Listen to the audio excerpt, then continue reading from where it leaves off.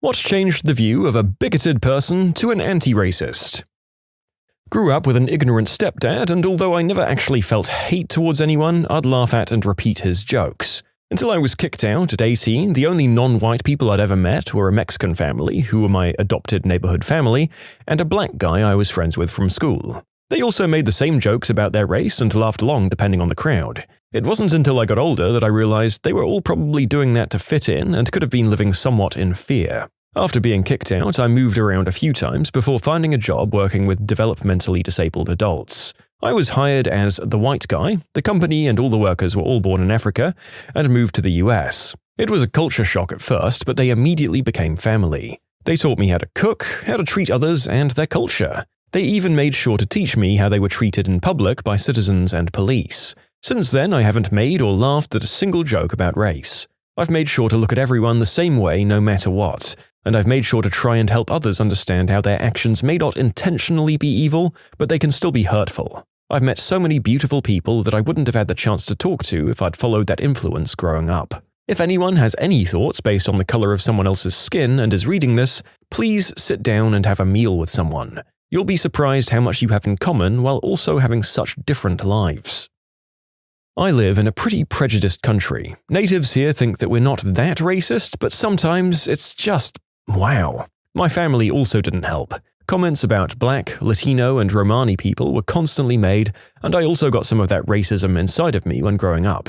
My depression made me change in some ways, and I guess that's one good way it changed me. I was in bed at 4 a.m. and couldn't sleep, so my brain thought it was a nice hour to think about these things for some reason, and I started asking myself, why? Why do I consider myself better than a black person or a Latino person or a Romani person? Why am I better than any of them? Why are they less than me? And also, what? What makes me good by default? And what makes them bad? What do I get from all of this? What do we get from all of this? I guess the answers were simple. Also, with therapy, I learned that making yourself feel better by making others feel worse isn't a good antidepressant, and that it is indeed a crappy move.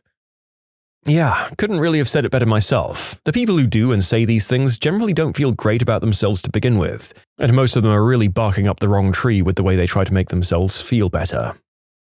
Not me, but my best friend's parents. They told her not to touch me because she'd get my, quote, skin disease. I'm a brownie, and at the time we met, I was 12. They didn't want us to be friends, but I'd always be kind and polite to them, knowing full well how they felt about my skin color. One year, my friend, at this point best friend, was having a sleepover party, and her parents said I could come, but I couldn't sleep over. My friend then cancelled her party, and her parents must have felt like complete crap because they started to talk to me more and more after that. We've been best friends for almost 30 years now. Her parents came to my wedding, and they send me a Christmas card every year. They call me and ask me how I'm doing, and they invite me to their get-togethers. I'm glad they came around, and I'm proud of them. My dad would make disparaging remarks about black people, Mexicans, Chinese people, basically everyone else when I was a kid. I remember repeating these same sentiments, and nobody ever corrected me. In first grade, we were all assigned pen pals from a school in another city, and mine was a black girl named Chardonnay. I thought she had a weird name, and I was disappointed when I found out she wasn't white. Very soon after that, we learned some very basic info about the civil rights movement during Black History Month. Martin Luther King Jr., Rosa Parks, separate water fountains, segregated schools, stuff like that. After that, I felt really bad about being racist and wanting a different pen pal, and really ashamed of my dad and grandparents for thinking that way. And I was so mad that they'd taught me to think their way. After that, I was really happy to have the opportunity to write to my pen pal and get to know her better. I'm so thankful that my school started teaching us about racism early on. It's scary to think about how it could have ended up if those sentiments had gone unchecked. My grandma grew up in Virginia in the 1900s. Being racist is just the default setting. Nana loved her family more than anything, though. So at one point in the late 1980s, she met her first not 100% white grandkid and discovered she still loved him. She made astounding late-life progress accepting that darker skin-toned people were not only people, but family, friends, and welcome in her house.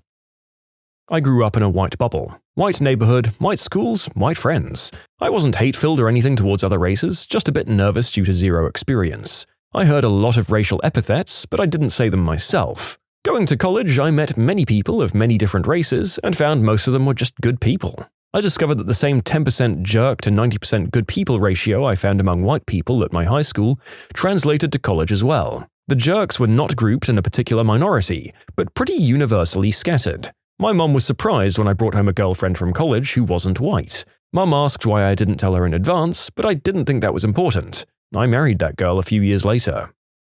I got over my prejudices when I moved away from my one-horse hometown and got away from my extremely prejudiced family. I didn't even live in a one-horse town. My hometown had one of the fastest-growing zip codes in the country at one point before I left for college. However, the religious environment I grew up in was just very racist and of course quite homophobic. I feel like those always go hand in hand, right? My father told me that the Bible says you shouldn't date outside your race, and that I would never date or marry a black or Hispanic man because he didn't want his bloodline mixing with theirs.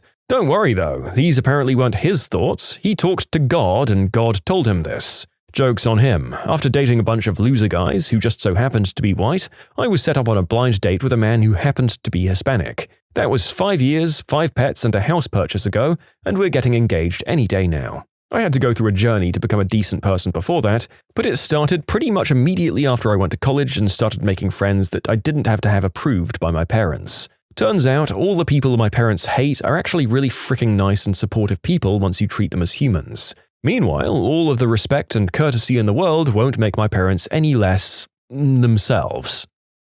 Man, I don't even know where to start with this one. I grew up in the middle of frickin' nowhere, Mississippi, where the slave trade was referred to as the Great African Migration in our history books. Every person of color was referred to by the N-word as just the default. It wasn't until I moved the frick out of the South that I began to comprehend what racism was. I wish I could say I had a moment of clarity that washed away all the bullcrap that I'd grown up with, but it was more like a couple of decades worth of mental deprogramming that I had to fight against. There was so much underlying hate of different people that warped how my view of the world was. Oh boy. Well, I'm sure the current administration will do their utmost best to bring the term Great African Migration back as the cultural norm given the way they're going. I'd apologize for being political, but February and March of 2025 have really been something, let me tell ya. I didn't realize the incredibly bigoted environment I was being raised in until 4th grade. I was in a group project having to give a presentation to the class. My group was me and 2 black girls. My parents hated black women, black people in general, but especially black women. As they both watched tennis, you can guess all the crap they said about the Williams sisters. Meanwhile, there I was, standing there watching my group mates talk. They were just as good, if not better than me at talking in class, or understanding the materials, or anything really. I can still see that moment where the class fades away in my mind, and one of my group mates is talking to the class where I realized a fundamental truth. My parents were wrong. It still makes me sad thinking about stuff I remember saying as a kid, regurgitating things I heard my parents or relatives say, but in my experience, as I've gotten older, is that the number way to combat racism is to bring people into the same room. When people have shared experiences, that sense of otherness fades away. Of course, in 2021, and the internet being what it is, it's really easy for people to hide in their own corners of the internet. But I'm thankful for that experience in 4th grade. I got in trouble a lot over the years for getting mad when my family would throw around the N-word or lock their doors when they saw black people. But I knew I was right, and in the decades that have passed, nothing has tarnished or taken away that childhood lesson. Not me, but my grandpa. He told me that when he was young, he had real prejudices due to his jerk alcoholic dad also being the same way and teaching him to treat others of different races like trash. He told me this stopped when he was around 13 when his dad left. He realized how stupid it was to judge others based on the color of their skin, and I'm glad he realized how bad it was since he's a really sweet guy now. When I was wounded in Iraq, 2 white guys stepped over me, one literally stepped on my back, to get themselves to a safer place. A black guy picked me up like I was a child, carried me to safety, and held my hand until a medic got there. This is the perfect time for this quote by former President Lyndon B. Johnson. If you can convince the lowest white man that he's better than the best colored man, he won't notice that you're picking his pockets. You see, we're all the same, humans, but some people, regardless of color, will take advantage of you if they can, and there are those that will help you regardless of the color of your skin. Not all skin folk are kinfolk, and not all kinfolk are good folk. Learning about people by talking to them instead of listening to what my family had to say about them. I joined the military, left home, and experienced cultures around the world. I wouldn't say I was ever racist and thought that I was better than anyone, but I was severely lacking in cultural awareness due to growing up in a small town surrounded by openly bigoted people. Luckily, my children were able to grow up in a completely different environment than the one I did. You can submit your own stories to be featured here on the channel. The story submission link is in the description below, and if you want to listen to some vibey music in the background, check out easymode, also linked below, and subscribe. My dad was a bigot. I was raised in a toxic environment, and I guess some of his ideologies rubbed off on me. He was also violent when alcohol was involved, which was a lot of the time. Police would often arrest him just to get him in a cell for the night for being disorderly. On one occasion, the police turned up. One of them came into my room and sat with me as they dealt with my dad. He asked how I was, who I could talk to. The cop was from a South Asian background. He was very kind to me and did his best in calming me down and giving me advice on dealing with this stuff. I was only about 15 at the time. As they were pulling my dad out, the same officer was attacked by my dad, who broke free from the other officer, breaking the officer's finger in the process, whilst also hurling verbal and racial slurs at him. It wasn't long after the London bombings, so you can imagine what was said. My dad was also an electrician in Russell Square at the time, close to one of the blasts. The officer didn't react, probably knowing I was watching the commotion from my room, or the fact that he was just a decent person. My dad was convicted of multiple offences against a police officer as well as a hate crime. The only silver lining was that as my dad was being sentenced, the prosecutor was a black man who casually read out the testimony of the arresting officer of what my dad said that night. The prosecutor could barely keep a straight face, watching my dad hold his head in shame, dressed in plastic overalls because he thought stuffing his clothes down the toilet of his jail cell and flooding the place would be funny. He got community service, probation, and was required to attend rehab. He relapsed a few years ago and can barely walk or talk because of multiple strokes from continued alcohol dependency. The people responsible for protecting me from my dad were people of color. That sure as hell changes your perspective on things, even if you have the slightest ignorance towards another race. In short, Dad was a violent bigot dressed in prison overalls, sentenced by educated black guy in a suit. Well, sounds like it couldn't have happened to a nicer guy. Don't be like the dad in this story, folks.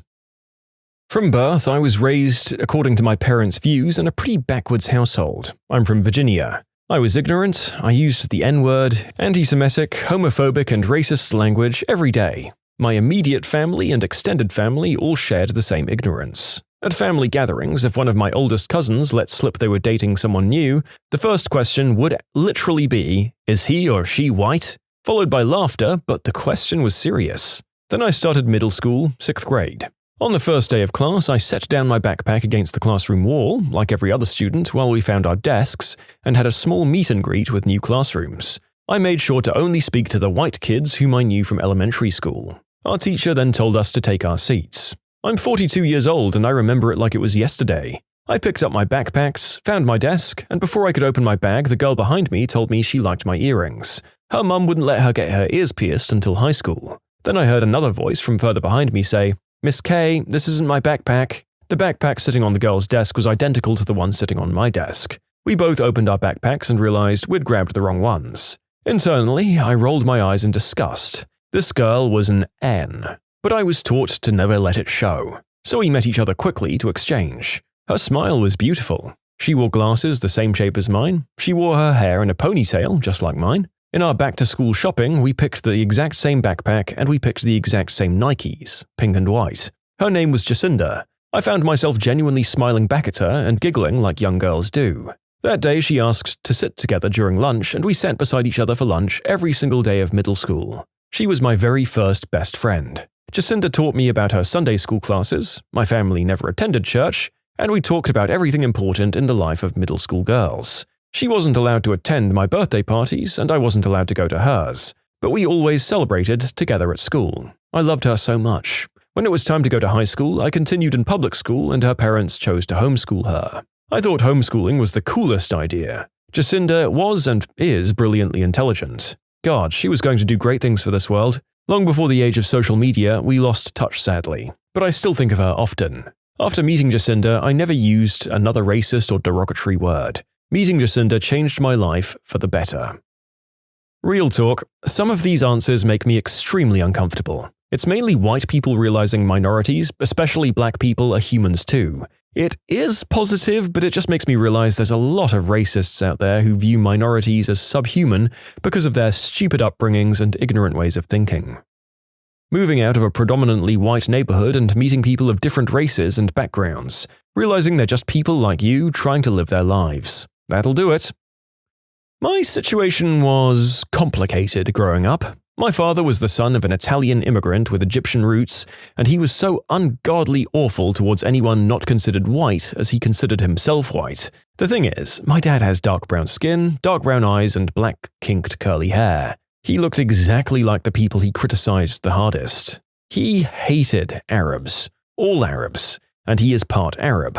This was so confusing. He also hated gay people, Muslims, the commies, whoever they happened to be, and any type of alternative lifestyles. He hated black people the most, though. He told me if I ever brought home a black boyfriend, he'd disown me. He told me as a small child that if I misbehaved, I'd be sent to live with an N-word family in the ghetto. He was equally misogynistic and held on to a strong patriarchal mindset. I admit, as a kid, I repeated his words. All the other kids did too in my neighborhood, so I thought he was right. It wasn't until I was literally in my 30s that I realized the internalized racism I still held on to. All my partners and friends were white my entire life. I felt unsafe near a group of black men. It was only when I moved to Northern Europe that I realized I'm not considered white here, and I experienced racism myself, and whoo, let me tell you what an eye-opener that was. I began to dismantle my entire thought process, and honestly, I'm so repulsed by my father now I can't even speak to him without feeling disgusted. He's really old now and much more calm, and probably won't live more than 10 years. I haven't returned to my birth country to see him in almost 7 years because I'm so angry at him. Because of his bigotry, I missed out on friendships, relationships, and understanding cultures different from my own. I'm making up for lost time now, as the immigrant community that I live in is amazing and supportive, but I'll never get back that lost time, and I'll never know fully the extent of damage that my hateful words might have done to people who didn't deserve it. Yeah, it's tragic how many otherwise good people likely get set off on a bad course with regards to how to treat other human beings for decades after they leave home. So many missed opportunities and connections turned aside because your folks were full of hate that they themselves had passed on to them. I know this isn't the exact question, but I was raised in a strict military Republican household. Although race wasn't the biggest issue there, they were extremely homophobic and believed women belonged in the home and in their place. They'd make fun of lesbians and gay men throughout my whole life and speak poorly of women working outside the home. When I was 18, I met a guy at my local coffee shop in a very red town and state. I couldn't have decided if I wanted to date him or take him shopping and hang out. He was just super cool. We made plans and later ate hot wings and drank wine. I'd never felt more myself than when I was with him. I had to forget any financial adult backing in college because my new lifestyle didn't meet my family's ideals. This was absolutely okay with me, and I charged through the challenge happily whilst accumulating debt. Turns out, this guy had run away from his home and was cut off from his family for being gay. He became my roommate for more than 9 years and my best friend in the world. And by roommate, I mean I always had a place for him to stay in my own home, and he always seemed to move right in the most natural way possible. Literally, he was just always there in my home through every stage of life for a decade. He introduced me to the gay community, and as a female, instead of getting felt up at a club, I could go out dancing with him and have a blast and be safe all night.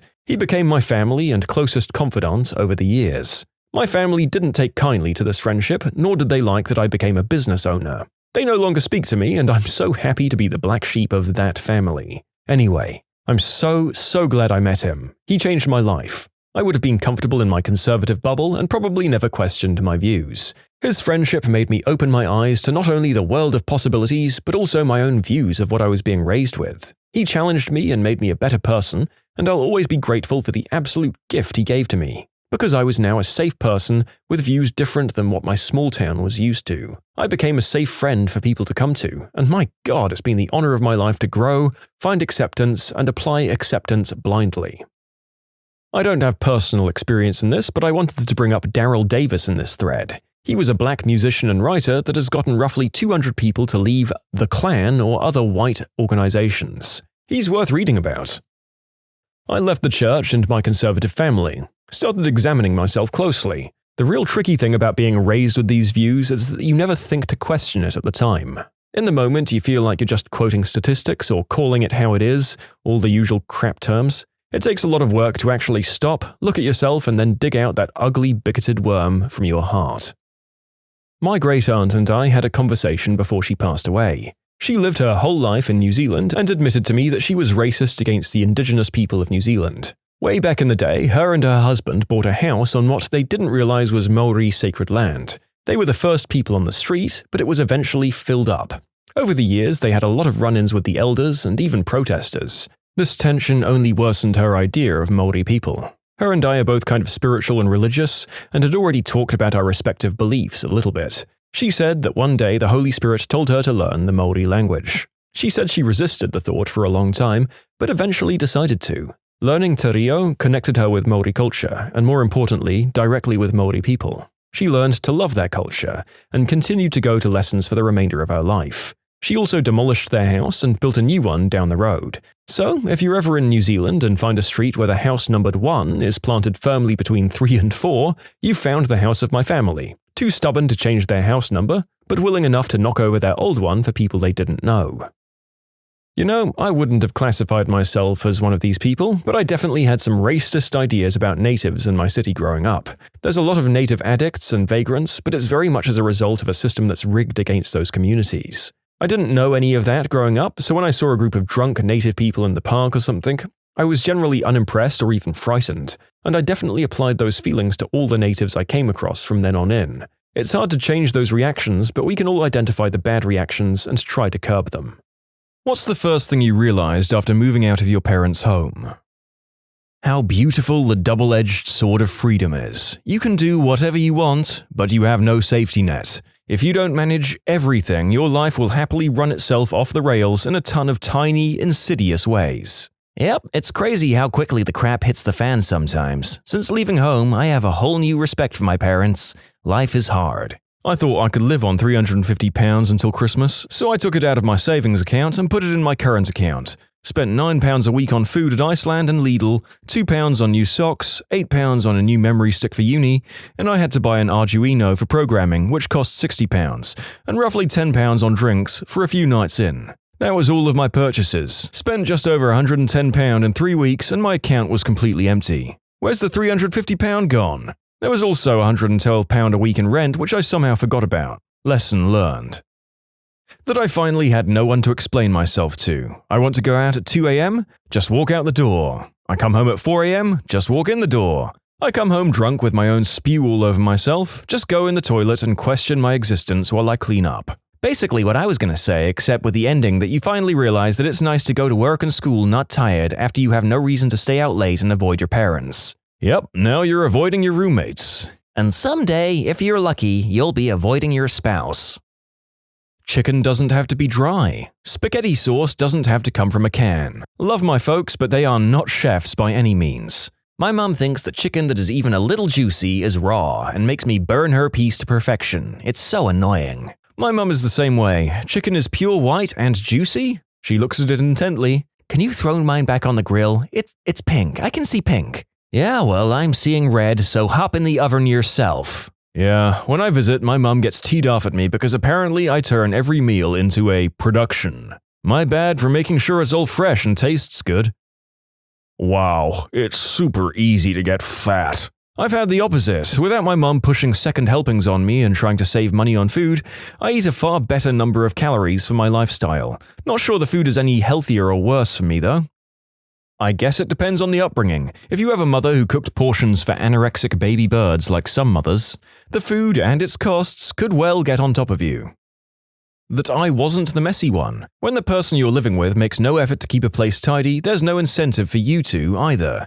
You're either picking up two people's messes or picking up your own, but still feeling like it's always messy, so what's the point? After I move out, my apartment never has clutter, never has dishes in the sink, gets vacuumed regularly, etc. My mum's house, on the other hand, is still a disaster.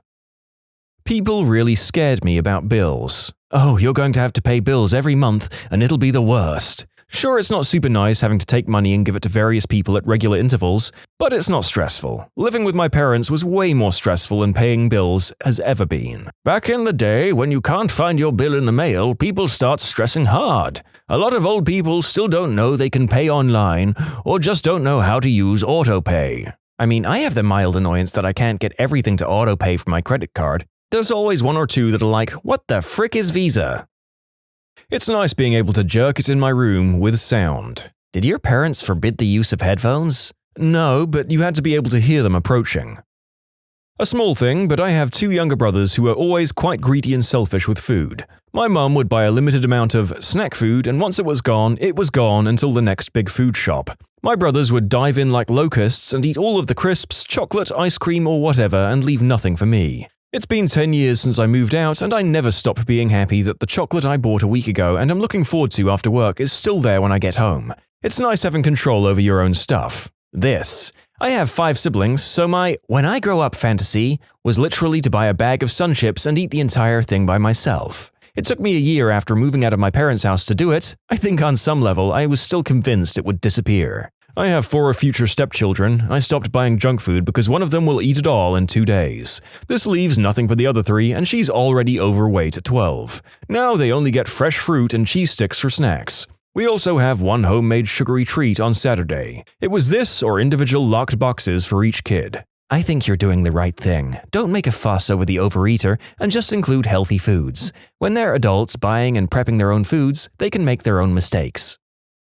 It's so frickin' quiet. The first night I looked up at my ceiling and I actually had silence. I was so happy it was hard to sleep that night.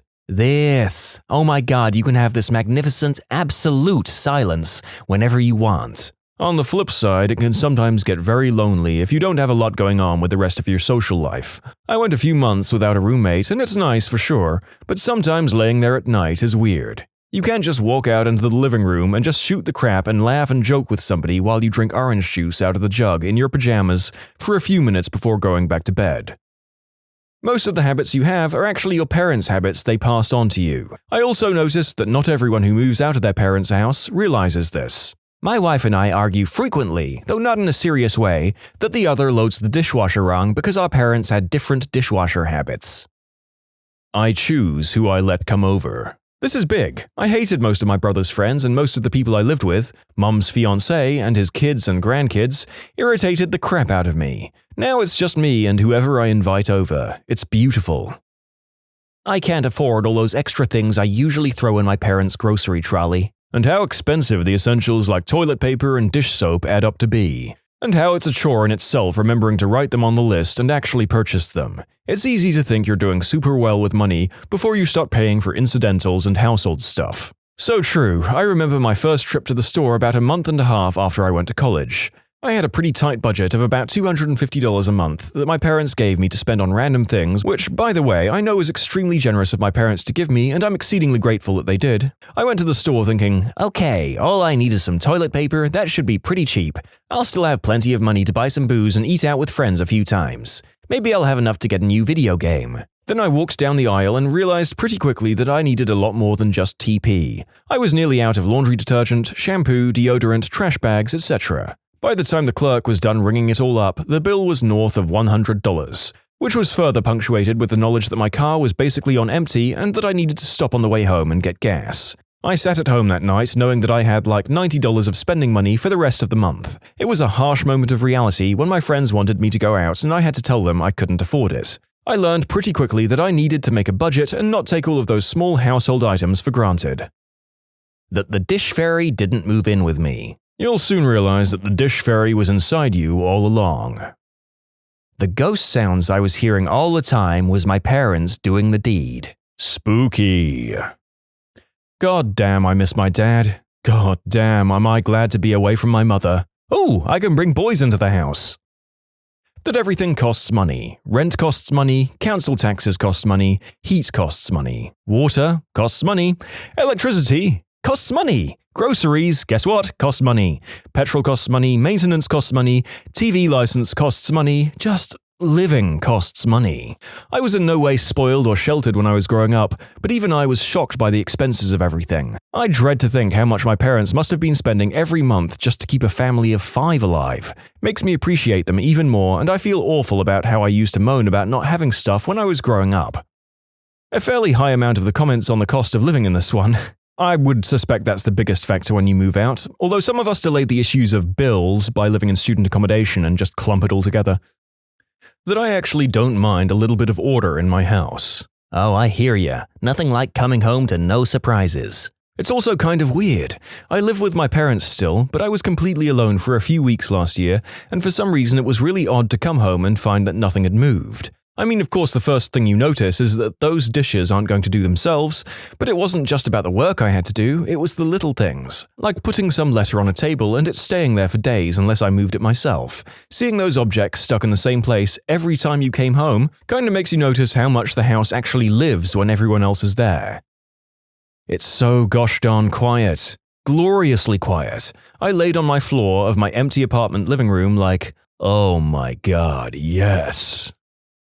How much they actually took care of. Those frickers own a house, cabin, a condo, and manage every single bill they have while working more than full-time jobs. The kicker? They still have free time. Like what the frick, parents, I can barely make breakfast and be out the door on time, yet you all just made a 5-course breakfast and have finished half your emails in the same time. It made me appreciate how damn efficient they were with their time. I can eat whatever I want for every meal of every day. So how many boxes of Pop-Tarts is that a week? When I was 15, my mom went to prison and my dad was a drunk. So I was in charge of the food stamps, $500 a month. The grocery store had a sale and Pop-Tarts were $1. Guess who had 300 boxes of Pop-Tarts? The freedom from someone else dictating your life, which was absolutely worth all of the other responsibilities that go with living on your own. It's not even close. That I can make a sandwich at 3 a.m. and no one can be mad at me. It was liberating. You can submit your own stories to be featured here on the channel. The story submission link is in the description below. And if you want to listen to some vibey music in the background, check out easymode, also linked below, and subscribe.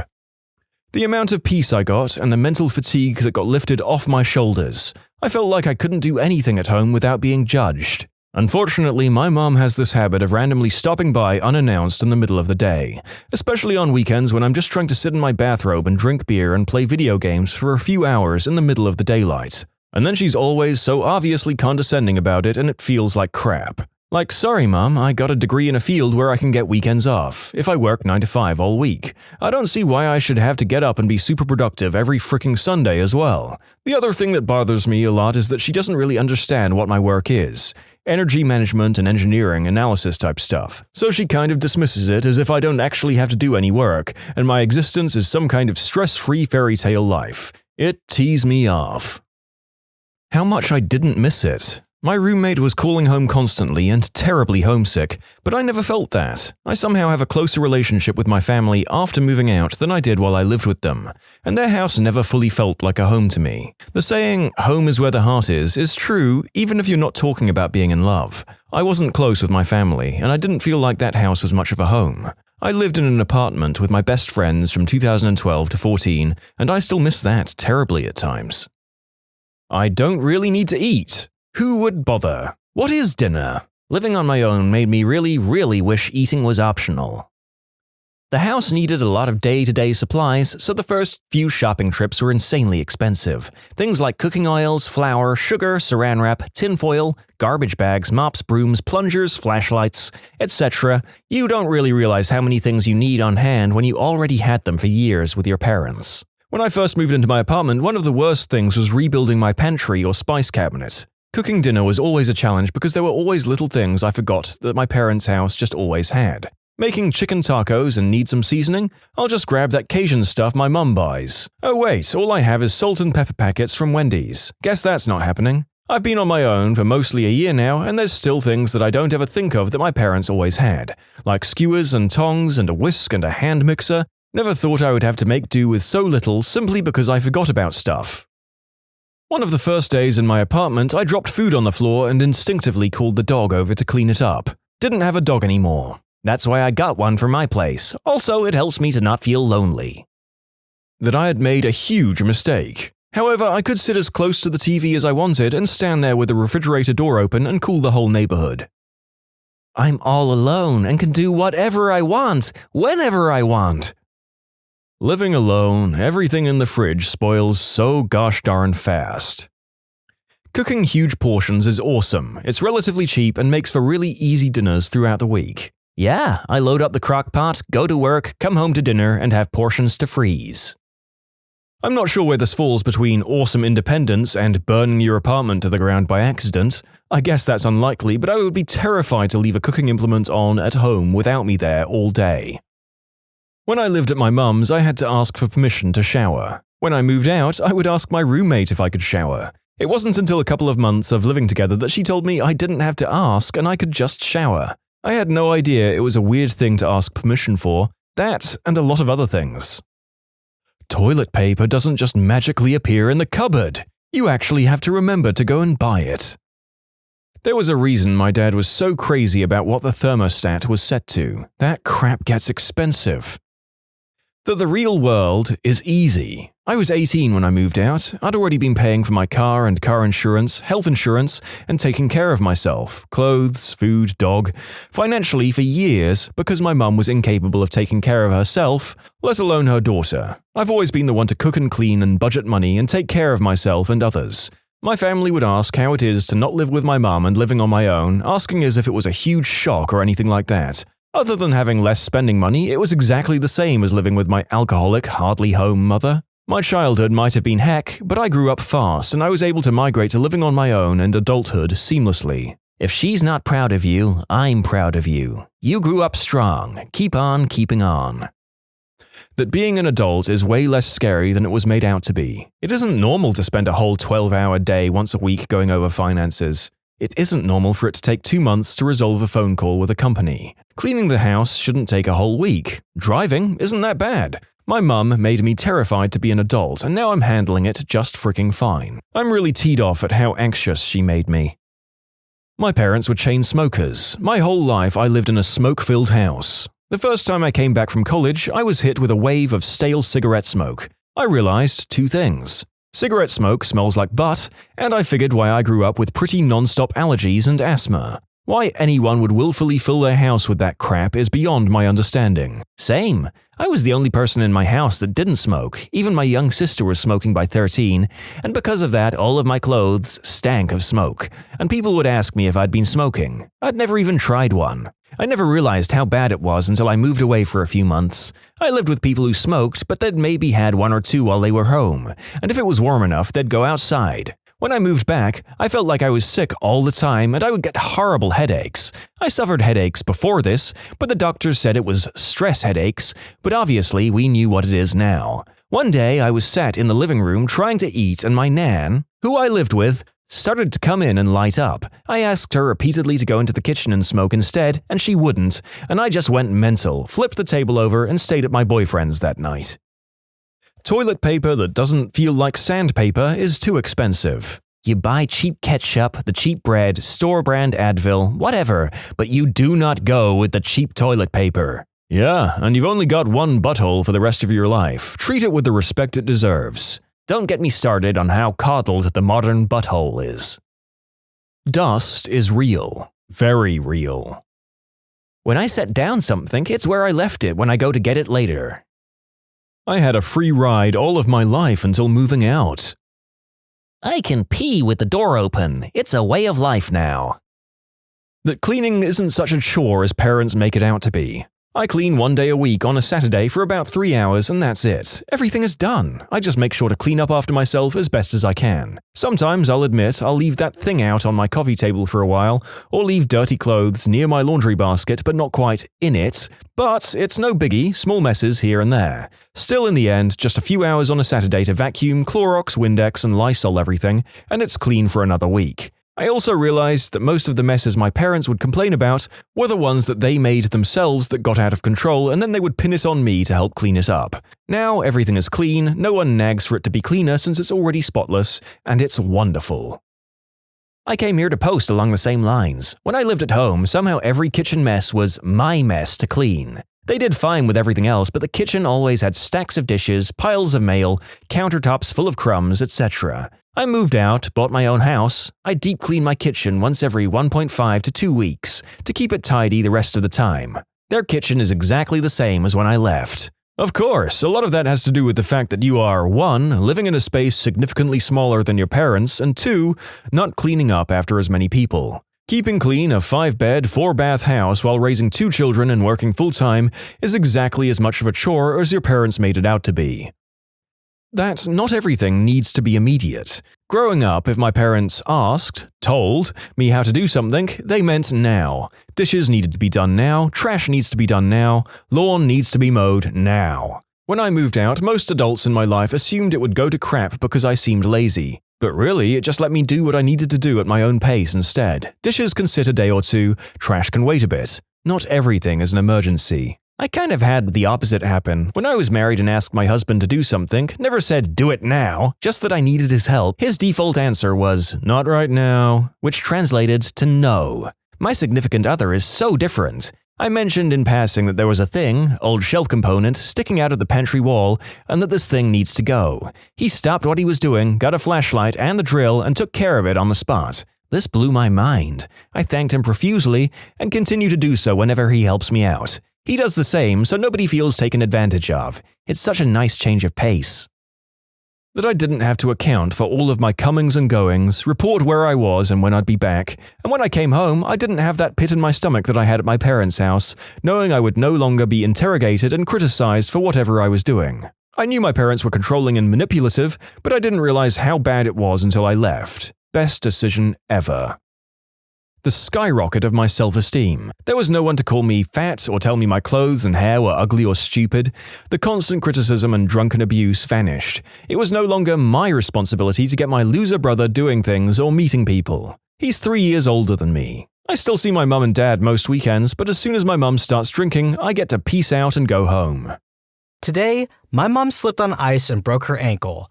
The person whose house she fell in front of came out and yelled at us when I came to help, saying I wasn't her son and how dare I use his driveway. Reddit, what moments have you had where you just thought, what is wrong with you? Title pretty much says it all. My mom slipped and it looks like her ankle is broken. I got there to help, pulled my car into his driveway to back it up next to her on the street, and he came out and yelled at us. My mom told him that I'm her son and she called me to help, and he just kept yelling about how he saw us from his roof and wondering what I was doing using his driveway. After that, we just decided to ignore him since we had bigger problems to deal with. But in my mind, I was thinking, why does it matter who I am or why I pulled into your driveway? You can see her on the ground, you can see her screaming in pain. Does it really matter right now? What is wrong with you? Any interesting stories from Reddit about people being just downright idiots about things that don't matter? I was in the car with my grandma on a large 4-lane road in town.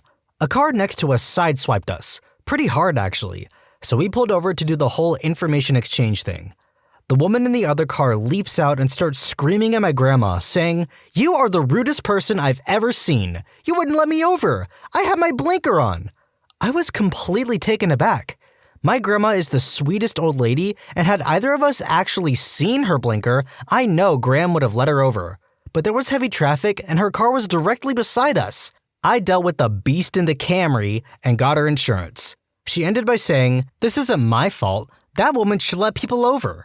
I laughed, which took her aback. I said, "You're 100% at fault here. And by the way, a blinker is not a yield sign, even if we had seen it. Learn how to drive before you hurt or kill someone." Then we left. I was pretty happy when Graham told me her insurance had accepted liability, and the agent told her something to the effect of, quote, "Yes, she yells at us too." Pretty minor compared to a lot of these, but back when I was 13 or so, my cousin and I were at a small town Mardi Gras parade. We found a convenient spot and stood there waiting for the parade to start. About 30 seconds later, a man tapped my cousin on the shoulder and started cussing her and me out big time for, quote, being in his way, freaking kids, no respect these days, raised by TV and single moms, etc. I turned around and saw an empty folding chair about 30 feet from the roadway, presumably his. Yes, people do set out folding chairs to watch parades, but they usually set them up about 5 feet away from the road, not 30. Yes, we were standing in his way, but that's like yelling at someone for skipping you in the grocery line when you're standing in the produce section. Be there or don't. And as simple, "I was here to watch the parade and you're standing in front of me. Could you please find somewhere else?" would have worked. He didn't have to automatically go to "freaking kids with no respect." Out of spite, he got to stare at the backs of our heads for the next half hour instead of the parade. We caught lots of beads. I used to work in a record store, and during one of our busy moments of the day, a coworker started to have a seizure up at the cash registers. I immediately stopped ringing up a customer to go help my coworker and try to figure out what to do. About 2 minutes into helping my coworker, whom everyone could see was needing help, a customer asks if we could hurry up and check them out. I remarked that I'm sorry I was busy helping someone that was having a seizure and they'd have to wait a couple minutes. Of course, the customer gives me an angry, frustrated look and starts back-talking.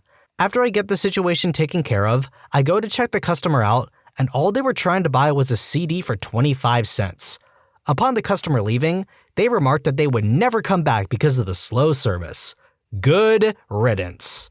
That always cracked me up, where Karens or Kevins are yelling at customer service, and they leave saying, "You just lost a customer."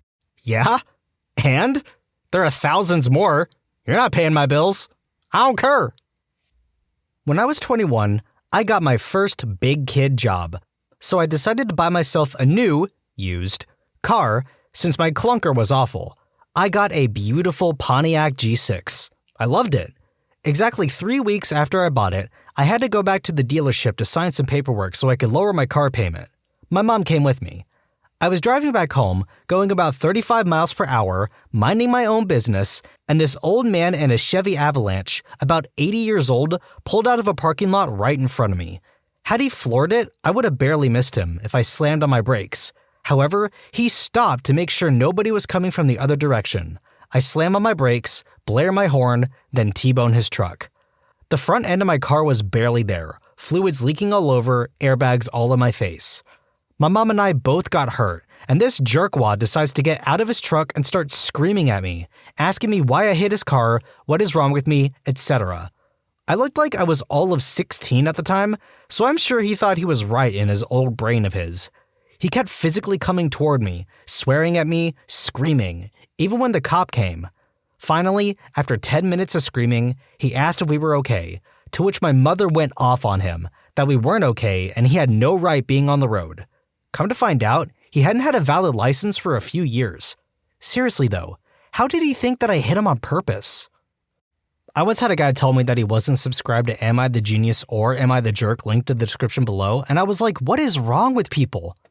But seriously, if you like what you're hearing, give us a like and a subscribe. My gran fell on the curb in front of my house when she was getting out of the car and broke her hip. She was lying on the ground crying when she said a stranger passed. My gran asked her to just knock on her front door, and the person just stared at her and kept walking, and my gran waited an hour until my dad came out and found her. What kind of person just stares at a little 80-year-old woman crying on the ground? Screw that person.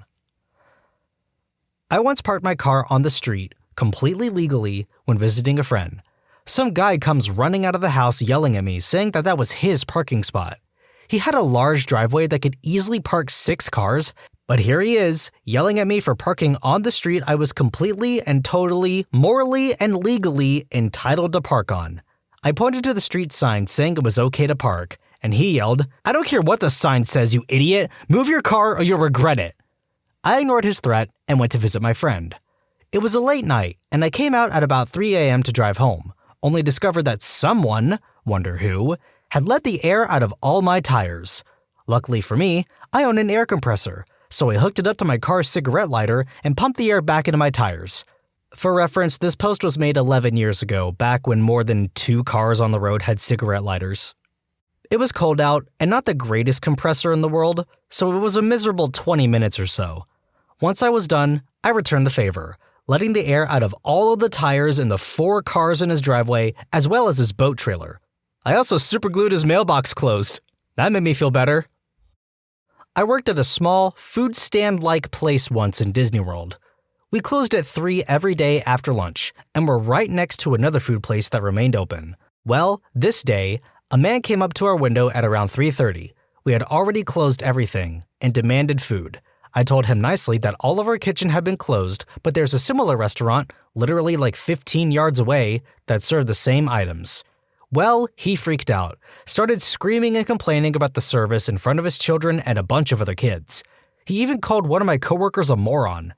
I know he was fully aware of Disney's policies to never let anyone go unsatisfied.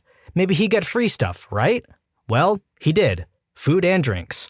As he was given his food that came from the neighboring kitchen, I remember I gave him the most "what is wrong with you" look I had ever given, even in risk of losing my job for not looking, quote, Disney happy when around a guest.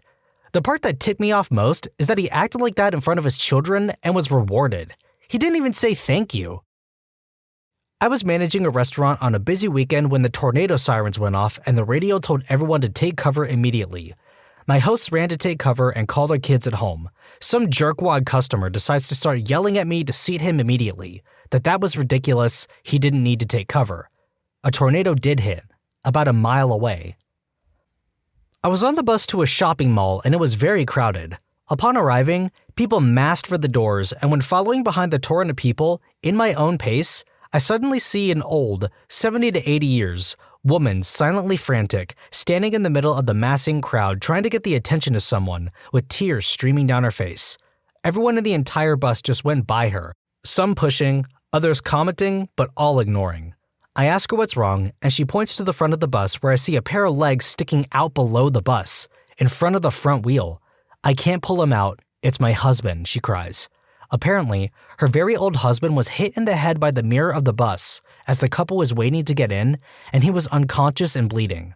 The bus driver hadn't even noticed anything, so while I checked up on the husband, the bus driver closed the doors and initiated to pull out into traffic. I had to slam the glass really hard to get his attention, and if it wasn't for traffic blocking the road, he would have pulled out regardless, thinking I was just a disgruntled, late, would-be passenger.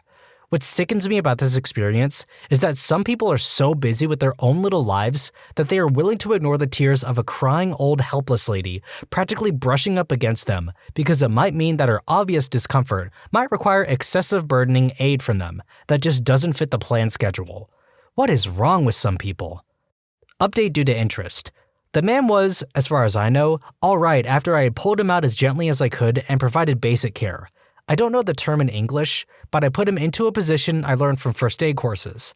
He had taken a huge gash in the head, but when the paramedics arrived, they said that I did the right thing and will take care of him now. The paramedics' calmness was either incredibly professional and disconnected or just experienced, but I felt at ease afterwards. Never heard from them. For a while, I worked at a gas station, and most of the time I had to sit in a small building and just watch what went on outside.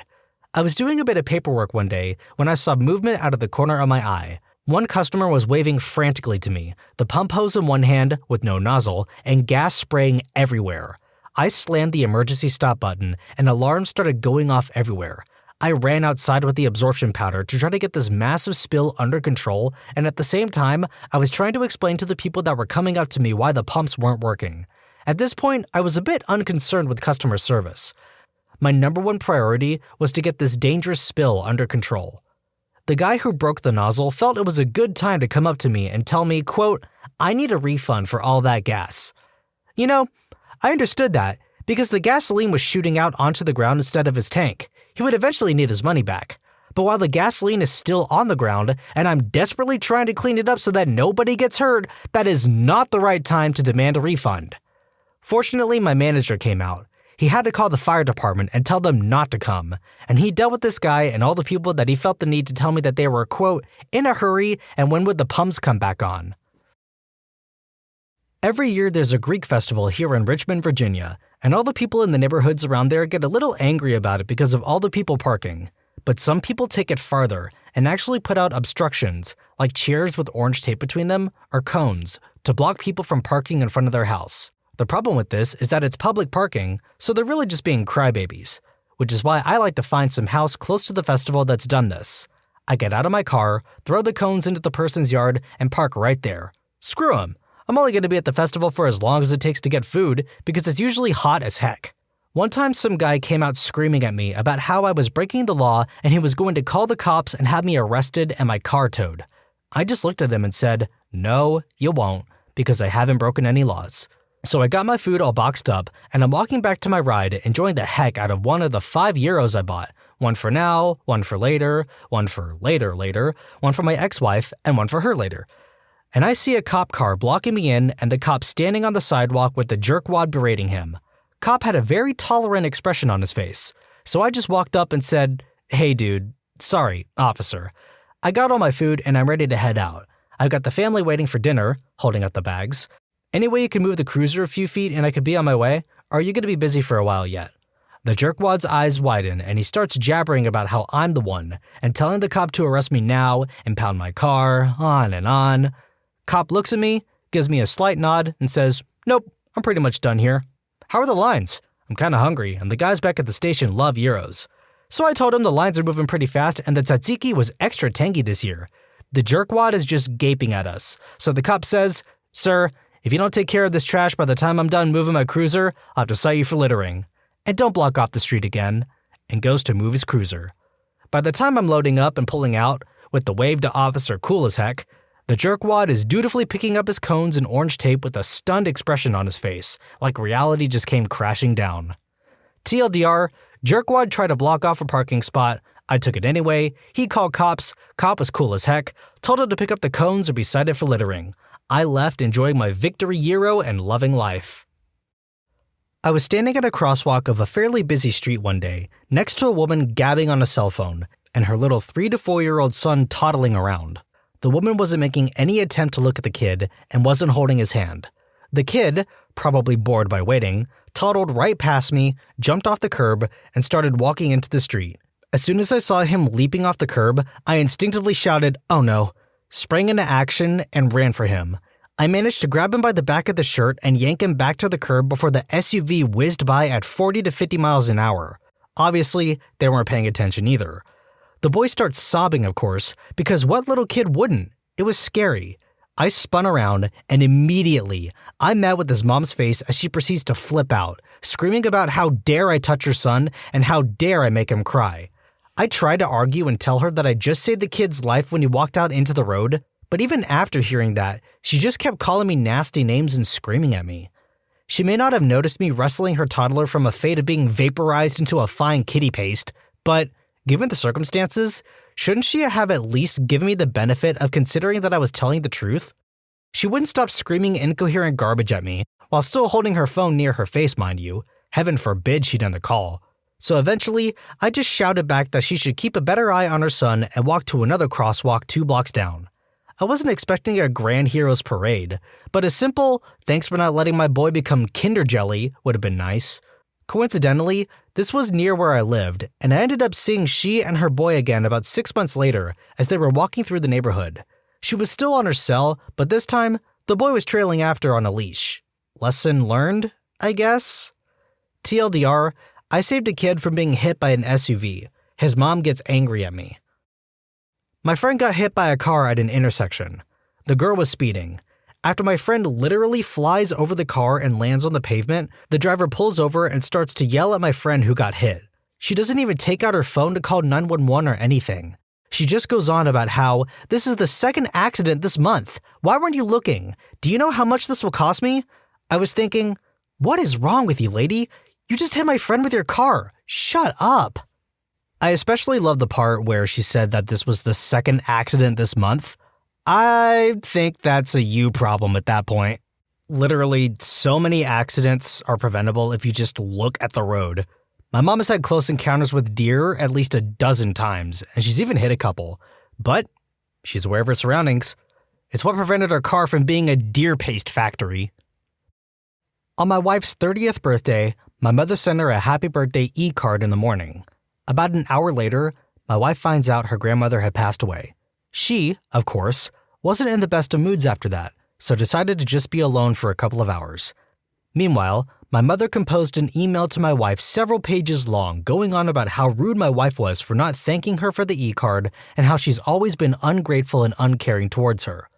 My wife called her and calmly informed my mom of why she hadn't replied to her e-card the very instant she got it, and my mom decides to get angry at me for not calling her right away to tell her not to get angry at my wife. When my mom confronted me about it, I only said, "If you don't want to put your foot in your mouth, don't open it." When I was a kid, I whacked my elbow on a door handle.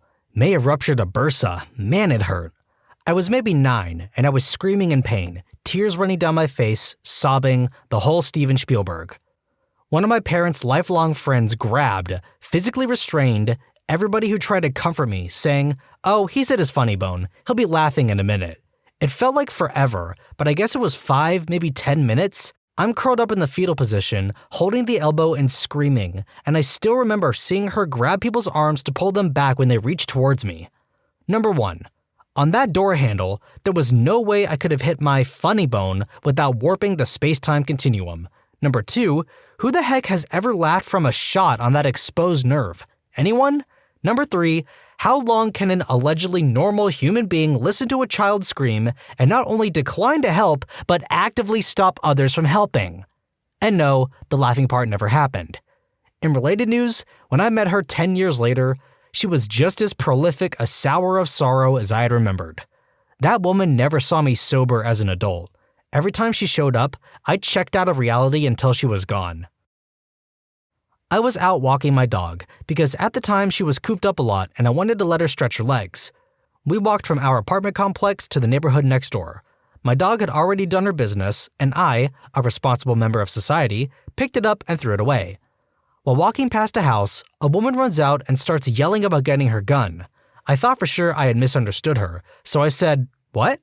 This causes her to run back inside and bring a large man out with her. "What did you say to my wife?" he yelled. I told him calmly that she came out and yelled at me and I was trying to figure out why she was angry. She begins to scream about how my dog, this is the first time I'd ever walked in this neighborhood, was crapping in her yard and she was going to shoot me if she caught it happening. I assured her that I had never been by her house and I was the only one walking the dog. I pointed out that we weren't even slowing down near the house until she came out and threatened to shoot me. But reasoning with morons doesn't exactly work. So instead, she kept screaming and her giant husband seemed to be getting more agitated. So I just started walking again and avoided their house on the way back out of the neighborhood. That said, it did inspire a hobby. If my dog dropped a lot of poop, I'd pick it up like normal, put it in a plastic sack, and drive over to their house.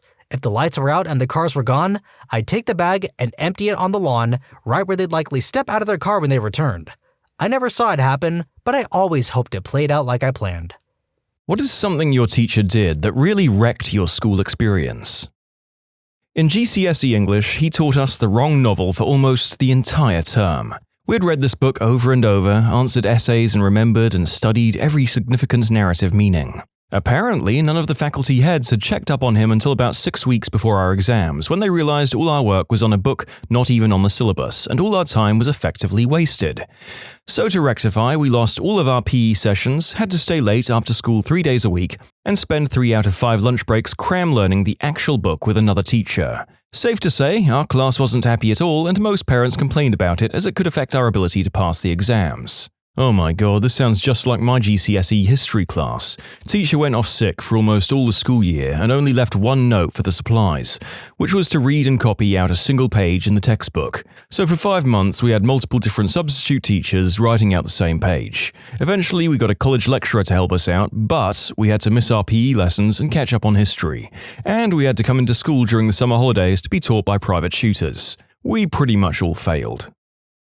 Head teacher of my high school tried to expel me for having an epileptic seizure in front of him, said I was a danger and a distraction to other pupils and was disrupting his school. I ended up being kept out of school for 2 months while my parents fought my case. In that time, almost all of the rest of the teaching staff, who were furious with this decision, kept me supplied with work and even one-to-one tutoring when needed. This was in a rural area where the next nearest school was 40 miles away, so we had no other school choice. Happy ending, I finished the year with the top grades in my exams. The head teacher had to present me with a prize in front of the whole school. While he was shaking my hand and saying a very forced, "Well done," I replied, "No thanks to you." The applause etc. covered it, so no one else heard me, but he for sure did.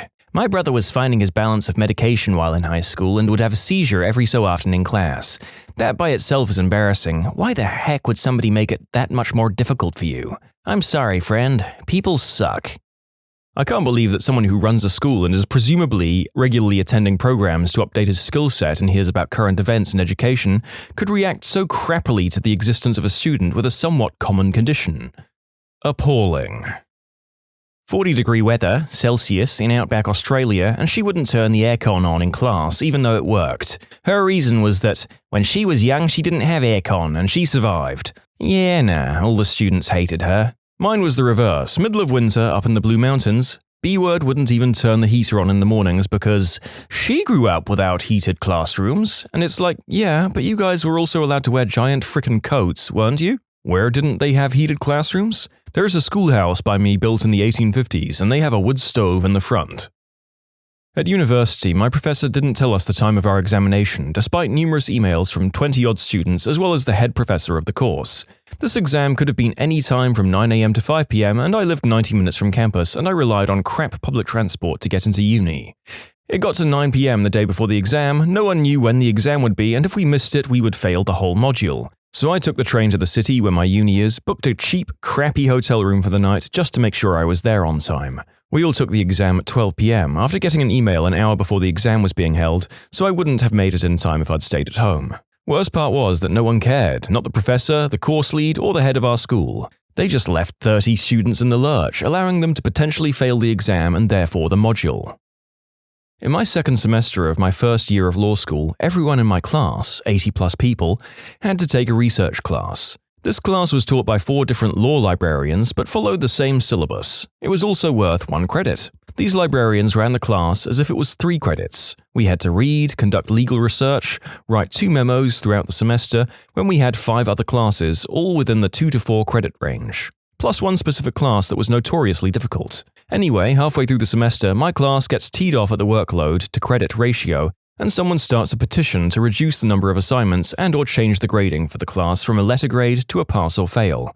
Almost the entire class signs, there are a few holdouts. The student who started the petition delivers it to the librarians. The librarians remove 1 or 2 assignments, but otherwise disregard the petition. Those who signed all awkwardly suffered through the rest of the semester. It's so annoying to only get 1 credit for a big class. Once a teacher said about a 1-credit class, "Actually, this class should have more credits, but there weren't any left when dividing the credits." It also happens that classes are 0 credits and you're still scheduled to pass them. It's weird how the credits are divided. A study year is worth 60 credits, then the credits are just divided somehow over all the classes no matter how many classes and how much workload there is. The weirdest thing that happened was when my major shared a common subject with a different major. We had different but overlapping majors. This was one of the overlapping subjects. Because the other majors had less subjects total, this subject was worth more credits to them than my major, because we all had to get 60 credits in a year, no matter the amount of subjects and the workload. Forced us to make a donation to charity. When I didn't bring anything in, I got a demerit. Had to argue that not everyone has the ability to give something away. She then told me off for backchatting in front of the class. Everyone was like, "What the frick?" My God, you just gave me a flashback. I remember I had a teacher. She never actually taught me. I don't even know what her position at the school was. She yelled at me for not bringing in canned foods for the food drive. She said I was lazy and not thinking of those less fortunate. She even took my agenda out of my desk and wrote it in my daily calendar to bring food. Like, sorry, I can't bring in food I don't have, B-word. Joke's on her though, I never used that agenda anyways, and I still didn't bring stuff in. My work sent me on a 3-day advanced Adobe Illustrator course last April in London. Just before the exam, the tutor said, "Oh, by the way, there may be a few questions on this exam that we haven't talked about. Just do your best." What the actual frick, my work's just paid £1,000 for this. His response was that he can't be expected to teach everything. There was about 6 students in the class and we were all pretty teed off. Can't be expected to teach everything. Yes, he is. It's his job. Make everyone come to college from 10 a.m. till 11:30 to hold presentations. Be 45 minutes late. Not tell students they aren't allowed to see each other's student presentations and thus make them be at school at 10 a.m. without reason. Somehow take up 3 times the amount of allocated time per presentation group. Finish at 18 instead of 11:30. Let most of the students fail or just barely pass. In that particular order. She didn't believe in field trips because she said that kids would have too much fun, and learning isn't supposed to be fun. However, the entire grade would take the trip, so she was required to take us. She would make us all sit in a common area of the zoo, museum, etc., and she would hold classroom lessons. It was so upsetting to hear about all the cool things the other kids got to see while we had class. The fact that I still remember things I learned on fun field trips compared to the countless times I was in classrooms says a lot. He would act like he was enlightened and say stuff like, "Video games rot your brain. All your free time should be spent on education as that is all that matters." But then during the lessons, he would go completely off topic and start talking about random crap. Apparently, he's making a board game that could compete with chess because he's just that brilliant. Screamed at the class because he assumed that an intermittent beeping sound that occurred throughout the lecture was somebody receiving texts. It was the projector that he was using, alerting him to the fact that it was overheating. Dumb idiot. That's almost as good as the time a substitute tried to confiscate a student's phone when it beeped. It was a diabetes monitor attached to the student's body. My friend with an insulin pump was sent to the office by the security guard because she refused to take off her pager. Cell phones weren't really a thing until my senior year or so. He called her a liar when she said it was a medical device. Principal was pretty unhappy with that one. When you combine crappy teachers and people who don't understand how technology works, you get a real Venn diagram for unfair punishment, I suppose. I had a college professor who was teaching a history course to a bunch of education majors in their junior year. She would ask us questions all the time about things she hadn't yet lectured on, and then pull the, "Really? No one knows the answer to this? Well, I guess we'll just wait for someone to answer." We were all education majors. We knew that trick. We waited her out every single time. She always broke first. For those wondering, what's the trick? This was a poorly executed attempt at using the Socratic method. It's better to have students arrive at an answer themselves than it is to tell them. However, you have to first create an environment of trust and respect so that students are comfortable enough to risk a wrong answer. And you have to be willing to provide a bit of scaffolding should no one know. The professor did neither of those things. Our French teacher held a 5-minute detention for the entire class because we waited outside the classroom for her to let us in. You know, like polite kids do. She claimed we were wasting her time and sent a detention note home to all the parents. Better still, on result days, she said, "Wow, I didn't expect you to get an A." During English-controlled assessments, she would play whale noises in the background to help us focus. "Class, to help you focus, I've put on calming whale noises." Whale mating video starts playing. Isn't that better? We were about 10 or 11 years old. It was the last period of the day and the music teacher was subbing our science class. He was sitting on the computer and we were all getting on with work. Toward the end of the day, our homeroom teacher comes into the classroom and exclaims, "It's the end of the day, why are you not all packed up?" To which the music teacher replied, "I told them and they refused to." Excuse you? He hadn't said a thing to us, so we all protested. Even so, our homeroom teacher told us off for being disobedient as the music teacher slithered out of the room and we had to stay 10 minutes late as punishment. Lying snake. Why was not packing up such a problem? Honestly, I have no clue. The homeroom teacher had a tendency to get funny about random things, but generally she was really nice and one of our favorite teachers. She's a family friend, and now that I'm older, I know she's an alcoholic and had problems with her marriage then. I would guess that it has something to do with that. You can submit your own stories to be featured here on the channel. The story submission link is in the description below. And if you want to listen to some vibey music in the background, check out easymode, also linked below, and subscribe. 2 words. Collective punishment.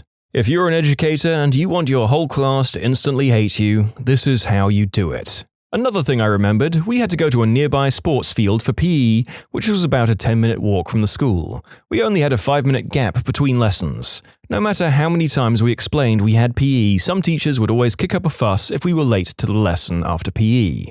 It also led to students missing the school bus if you had PE as the last session of the day. I'm pretty sure some parents complained because they started ending PE lessons 5 to 10 minutes earlier. I think collective punishment is supposed to make the whole class hate the one student who was acting out. In reality, obviously, it's the teacher who comes off as the bad guy. How ironic. The class was doing a project on criminal justice and held a mock trial. My friend got assigned to play the role of a victim of inappropriate behavior from an adult. In real life, she had actually been the victim of this kind of behavior. She felt it would be too emotionally draining and tried to get out of the part. The teacher wanted an explanation, but my friend kept saying it was very personal. This went back and forth a few times over the next 2 days and it was just not clicking in the teacher's head. Finally, he lost his patience and yelled out, "You're holding up this whole project for everyone. Why the heck is this so difficult for you?" With the whole class paying attention, she admitted the reason why. She had had this kind of thing happen to her before in real life, and she went to go cry. They changed the topic of the project after that, but the class never really looked at the teacher the same way again. Not just the class, but the whole school. She got a bunch of teachers fired because of petty office politics, and those teachers were older and more beloved than her. Gave a C to an 85% test because she gives grades relative to the average performance of a student. My siblings once got an F for making a single mistake on the entire test. The reasoning was that it was a bonus grade anyway. Sounds like my friend that got downgraded from an A to a B because he used pain instead of sores. No other mistake than that. Our teacher in that class was second to the most hated, only because he wasn't as much of a C word as the first. This happened in my class as well. In English class, English as a second language, a classmate used perhaps, but he was downgraded since that wasn't a word we'd learned yet. He should have used maybe, demoting his grade for learning ahead. Always an excellent plan to promote learning. You know, after reading that, I'll thank my lucky stars for always having dedicated and involved teachers who rewarded students for going the extra mile, rather than bringing our grades down for it. You would assume that was a thing you wouldn't have to be thankful for. Teacher spent weeks teaching us the shin lever method of learning about natural science instead of teaching from the book. On test day, he gave us the test that came with the teacher's version of the book, so we'd never even covered the info on the test. We all scored poorly, but learned to ignore him in class and study the book on our own. Google isn't telling me about this shin lever method. What is it? His name was Mr. Shinlever, and his method was to teach us the things he remembered from college about natural science, none of which was covered in our 9th grade textbooks. Oh my god, how did he get the job?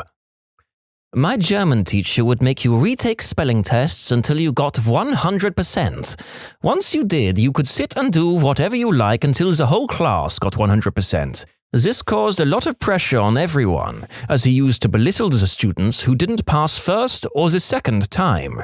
If you were the only one left, he would stand over you and watch you struggle. One test day, I decided to bunk off and got caught. I burst into tears and explained how horrible this teacher was and that I'm never going back into his class. I was moved into a higher set German class with an amazing teacher and my German improved. When I was a sophomore in high school, there was a shooting at an elementary school in my town. I'm sure you could figure out which one. And we went into lockdown. My math teacher proceeded to hand out the test we were supposed to take that day and told us to have it done by the end of the lockdown drill. No matter how many students complained or tried to tell her what was going on at the school, she remained adamant that it was just a drill even when they started reporting death counts. None of us looked at her the same afterwards. Holy crap, this is the worst one in this thread. This was second year, or 12th grade, in school. My teacher, unable to manage 20 of these rowdy kids, is pretty enraged by the end of the class. She has a thing about counting every piece of equipment after class, and she begins counting the Newton meters. Now, if you don't know what these are literally a metal spring with plastic around it that measures how much a thing weighs. This teacher counted 19 when there was definitely 20. She holds us back for lunch. She brings the faculty head in, and we get a bollocking from her. Cannot steal from the school, unjust, yada yada yada. If we were rowdy before, we're raging now, and she requests the least well-behaved kids open their bags. Of course, these kids are protesting, but the teacher offers detention if they don't comply. So after rummaging through a bunch of pubescent kids' bags and finding nothing, she finally goes back to her desk to find the Newton meter sitting behind her world's best teacher mug. Look on her face, priceless. I would pay to watch the look on her face. The fact that she found it behind her world's best teacher mug is even more hilarious. That mug was promptly retired from duty. Pretty standard teacher stuff, keeping the whole class in at lunch for something one person had done. It was the fact that the school had a very clear behavior and punishment policy that teachers and pupils alike understood that teed us off because she blatantly broke it just to prove a point. To explain, someone's phone went off in class. At that school, at that time, that meant having your phone taken off you and getting it back at the end of the day. Fair do. The someone whose phone it was, however, refused to admit that it was them. This teed the class off to begin with. Then the teacher said that we'd all have to come back at lunch. The lesson was after break, so we had another lesson before lunch if I recall correctly, and if we didn't, we'd have an hour's detention after school. Being a goody-goody, I didn't want an hour's detention on my record, so I turned up, but did at least start eating my packaged lunch and dared her to tell me not to. I'd like to know if she ever chased up the people who didn't turn up. This maths teacher had a reputation for being a real brute and gave a lot of spontaneous tests. He played up one specific revision test, which was right before midterm or final I think, as being a really big deal where the result would reflect whether you have any potential in the subject and the usual dramatic spiel. After we did them, he went on holiday and took the tests with him to correct. Mother fricker forgot to bring them back and nobody ever got their result. Another bonus, this same teacher had a double period before a double period of gym, and sometimes 10 minutes before the bell goes, he'd just say, "We haven't covered enough, so instead of gym, you'll just have to do double maths now." She ended up leaving for her vacation earlier than she'd thought, so our final projects needed to be done 3 days early. Not a big deal if she hadn't told us on 2 days' notice. I don't get how teachers get away with this crap. We had our teachers change the exam topic. I took graphic design as a GCSE, my practice exam was an A grade. They then changed the exam to resistant materials with about 2 weeks' notice. I ended up with a C grade in my GCSE. Only one person got to do the exam we studied for because their mother went ballistic. Our religious studies exam teacher taught us the syllabus for the wrong exam board, so we had to go to school for 3 days during the Easter holidays to learn an entire new syllabus. Numerous times they failed students at an exam, then publicly admitted that passing 40 to 50% of students that took the exam would be too much, and that's considered normal behavior. I absolutely hate this. There was this teacher at my old university who just so happens to be the father of one of my closest friends. I was very confused in the beginning when everyone hated him because to me he seemed like a nice guy. I find out later he takes pride in failing his students and will actively fail anyone he feels isn't interested or putting in enough effort. One of my favorite professors said it best: if half your students fail your class, you've failed as an educator for half those students. Got caught on my phone in class, took it away and put it in her drawer and managed to lose it. Everyone gets searched apart from her, and she was a supply teacher. I think it was some girl in my class. I got my 3DS taken away, and when I got it back, the admin at the front desk said they played it and ruined whatever I was doing. I was rightly teed off, but I didn't want to get into any more trouble. Mine turned off the AC to punish the people passing notes. She yelled at my friend for missing so much class. He was obviously at chemo. He looked like it, the whole school knew, including faculty, and he said, "I have cancer," and walked out. He sadly passed away 3 months later of leukemia. He wouldn't let the class go until everyone rolled some dice, and if you got 6 on any of the 2 dice, you could leave. I got so many tardy slips and calls home because of him. What was the reasoning? To create more timelines? A gambling addiction, probably. Math teacher. Class, it's test time. But professor, you said yesterday that today we wouldn't have to take a test. Correct. You will not take a test. You'll take 2 one-hour tests in a single hour. Reddit, what's the best rumor you've ever heard about yourself? Not me, but a dude I was in high school with apparently died in a motorcycle accident. Goodbye posts for him flooded my Facebook feed. Days later, we found out he was just playing pool somewhere and had no internet connection. Must have been hilarious for him. After just 2 days of 8th grade, I had E. coli that landed me in ICU for 6 weeks. The rumors spread like crazy about what happened. Some said I was poisoned. Others thought I had stomach cancer. At the varsity football game, the announcer asked for prayers as he told everyone I wasn't expected to make it through the night. No doubt I was really sick. But my favorite was that I was airlifted to Florida for a stomach transplant. Since no human stomachs were available, it was a cow's stomach that would be transplanted. The best part about that is, if the first one didn't work, they have 3 more chances. A few years ago, I volunteered in a desolate little village way up in the northwest corner of Georgia, the country. Then, as now, I was a brown-haired, blue-eyed, ginger-bearded, translucent-skinned Irish American.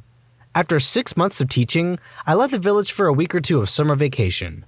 By the time I'd returned, a rumor had spread among the villagers that I was actually black. Dato told me that you are black.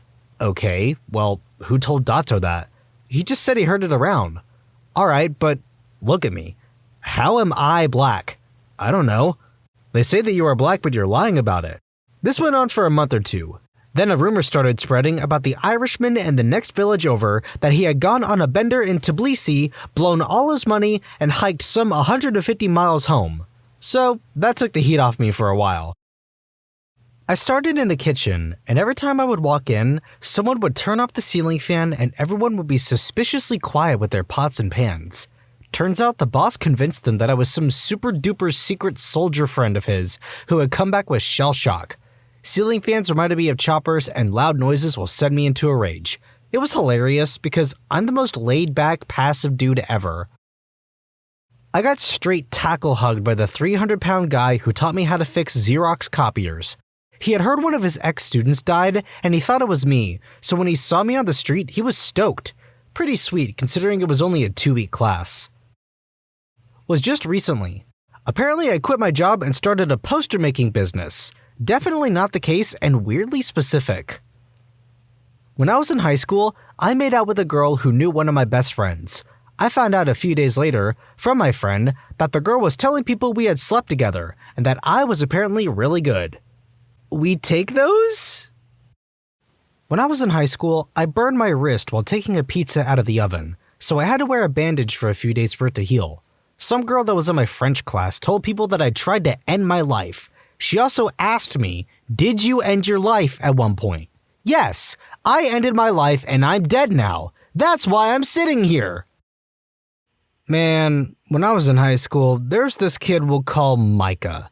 He was a straight up jerk all the time, but he never touched me. He always just used words.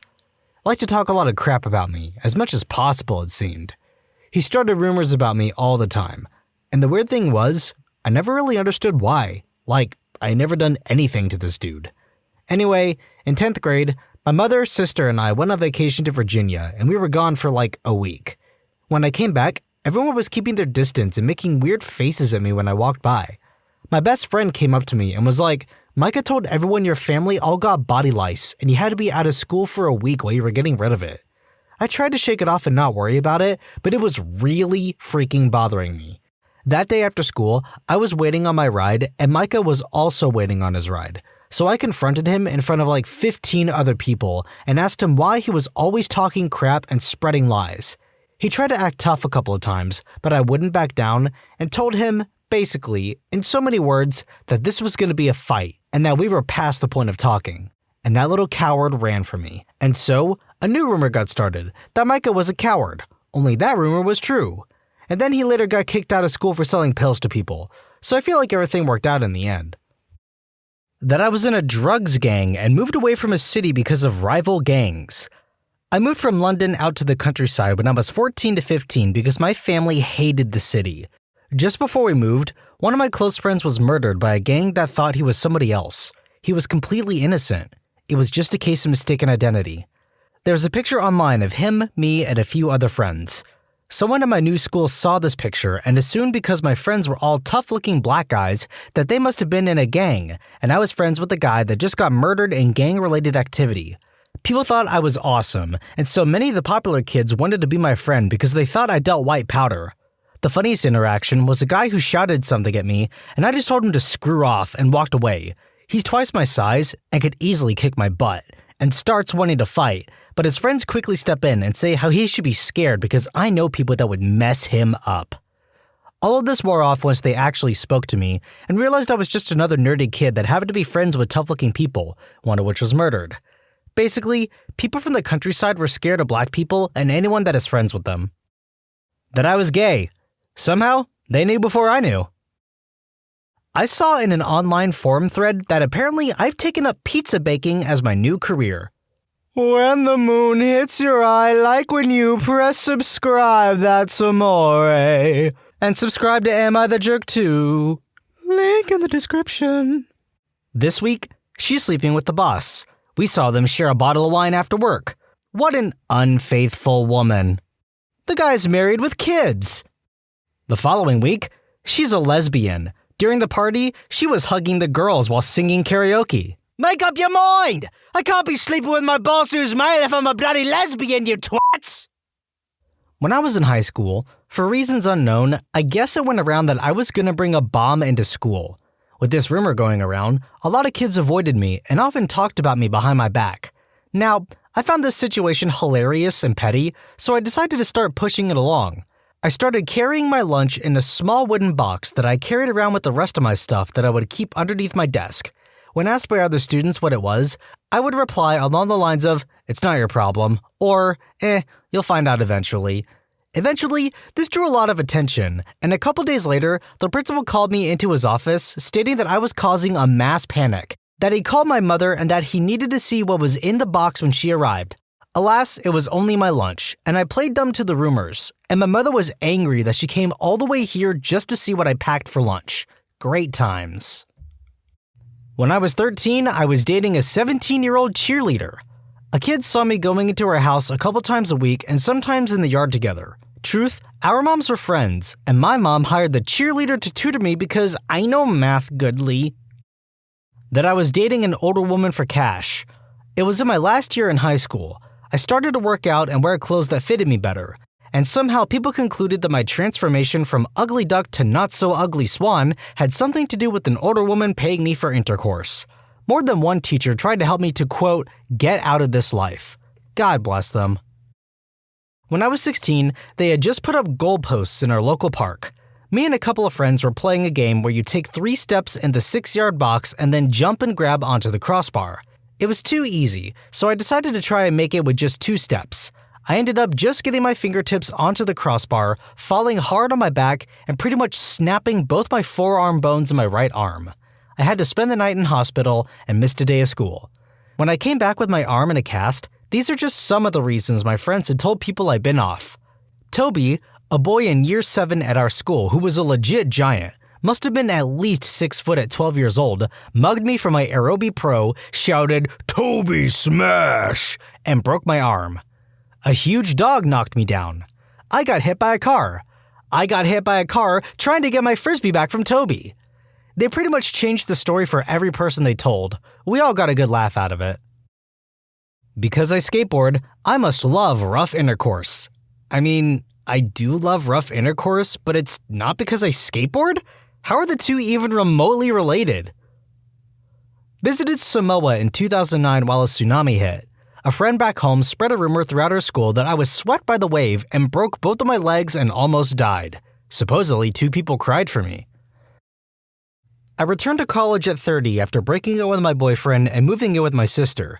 I made new friends, and most of them were couples, probably because my new friends were in their 30s and 40s. Lots of times, folks were having barbecues or dinners at their houses, and I was catching rides to get there with random sets of friends because the car I purchased with cash was a hoopty. Sometimes I stayed over at people's houses because I had to get up for school in the morning and their house was closer. Whoever picked me up that week was obviously the couple I was currently sleeping with. That rumor went around for 3 years before I figured it out. I used to work in a secondary school. The rumor with the kids was that over the summer holidays, I left to fight The Undertaker. I didn't put them straight on that one. Sports day in school. Girlfriend's best friend told literally everyone that would listen that when I sat down on the bench after my race, she could see my dink in the gap between my shorts and my leg and that it hung down by the side of my leg. To quote her, "He's hung like a horse." I'm really not, but I was grateful for the amount of female attention I received after that. When I was first starting out in the workforce, my boss liked to give me all the fire drills to figure out the solution to. One day, he yells over to me, "Noob, I hope you have your fire hat and suspenders on. This is a big one." Smart jerk me replies, "No, but I have a big hose." A woman in her 40s looked at me for a second, then fell on the floor laughing. The rest of my tenure at that company, I would occasionally hear folks talking about my big hose. True story. I had a, quote, screw buddy years back in Austin, Texas. We will call her Hooks. She was 100% liberated sexually. We would have all kinds of intercourse, usually late night after my long shift and after she was done riding bikes with friends. I would insist on rinsing myself off and she would usually do the same. We would have all kinds of intercourse, often exhausting, so afterwards I would cook, usually some kind of sandwich. Grilled PB&Js with molasses, turkey bacon BLTs, and grilled blue cheeses, to name a few. She was a member of a local punk cycling family, is the best way to describe it. I sold drugs around town, mostly weed and hallucinogens for my bicycle coincidentally. As we got closer, I became part of her social circle. Of course, she introduced me as, quote, the guy I am screwing who has that dank weed. On my own social accord, notwithstanding my narcotics, I became a valuable and reputable member of the gang. Well, our time together was short-lived. When the leader of the gang became single, she and him became exclusive. She informed me of this decision after the last time we had intercourse. So, here I am. I gained a wonderful group of friends, but lost my most functional screw buddy ever.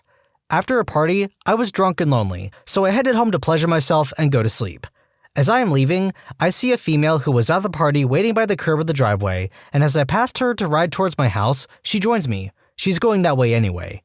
She keeps talking about how she has no weed at home and all she wants is to get high before she goes to bed, so I offered to sell her some weed. When she gets to my house, I go to my kitchen to process her order and she goes to the bathroom, but I hear my shower running. She's taking a shower. She comes out of the shower soaking wet and I hope you know the rest. An hour or so later, she asks me what kind of sandwich I'm going to make. I gave her the most puzzled look. She says this, "Hooks is always talking about you. He likes them dirty but clean. Good weed, good dink, and he makes after-intercourse sandwiches." That I was a real Indian witch. That's when I learned if you have a lot of black clothes in your closet and are fairly good-looking and happen to be private about your life, no public social media accounts, rest assured you're a witch. That I'm a pimp when not in work. According to the rumor, as soon as I leave the building, I go around the corner, where there's a Ferrari, my enforcers, and a couple of my girls waiting with my pimp coat, hat, and cane. Somebody up there likes me. Heard that one numerous times from the nuns when I was a janitor at a parochial school. I thought they meant the priest was going to promote me to head custodian. Nope, they were just talking about God. Apparently was dating 6 different coworkers in 2 months of work, all at separate times. In reality, I was one of the few guys at said job capable of talking to and getting along with whoever I worked with. I have a bunch of female friends that said they thought I was a womanizer upon meeting me. Couldn't be farther from the truth, really. That I'm dating my former French teacher from high school. He was my Latin teacher. This is actually an amazing story, well worth the read, and I only heard it a couple days ago, so it's weird that I've just seen this thread. So I'm talking to this girl who I went to primary school with. I haven't seen or spoke to her in 10 or so years, but we found each other recently over social media. Call her B. It's worth mentioning I was born in Africa, then moved to the UK where I grew up. B told me a couple days ago that there was a rumor at primary school that I once got chased by a rhino. I was mixed race in a predominantly white school, so there was loads of excitement when I got there, but I never heard rumors. I find this hilarious, because I'm fast, but obviously I can't outrun a freaking rhino, so I go and tell my mom. Mom looks at me and laughs. She says, "You didn't get chased by a rhino as a child, but I did." Then she tells me the story of when she was a little girl living in the bush in Tanzania. Her dad, my granddad, was a station master. There was only one train track and one train passed a day. She was playing and then she heard screams. Men came running by, shouting, "Rhino, run!" So Mom starts running and everyone splits. The rhino is confused and switching targets. Then she remembers her dad telling her, large animals are afraid of anything larger, faster, and that makes more noise, like a train. So she runs over to the tracks near her dad's station as fast as she can and crosses them, then turns to look behind her. The rhino is snorting and stamping its hooves and kicking up dust on the other side of the tracks, but it won't cross. She escaped near certain death. I never heard this story before 2 days ago, because I never heard the rumor about me being chased by a rhino. It's likely that years and years ago, my mom tried to tell someone in my primary school her story, and either due to English being her second language, someone misunderstood her and thought she was talking about me, or some kid overheard and bent the truth. But yeah, that's the best rumor I've heard about myself, which actually turned out to be the truth and not about me at all. My mom is a genius. If she panicked and didn't think of the tracks, no one would be alive to tell the tale. She also has loads of other stories of dangerous animal encounters from when she grew up that she told me after. Moral here, guys, is to talk to your parents more. I had no idea my mom was so freaking awesome. Slipped in some mud next to a busy road on my way to school and was so weighed down with bags I couldn't get up. Plus, my hand really hurt, which later turned out to be torn ligaments. Driver passing pulled over, instantly thought I had been hit by a car, so rang an ambulance despite my protests. Meanwhile, the school bus went by, and thanks to teenagers with wild imaginations, by the time I got back to school a couple of hours later, I had been hit by an ambulance, broken every bone in my body, and died. Someone even said, "We thought you were dead," when I walked into class. There was a rumor when I was in middle school about me being Jewish. It circulated for a long time, but didn't cause me any harm, really. I did have many people over the course of a few months ask me, though. The strange part is that this was in a Catholic school I went to for 2 years prior.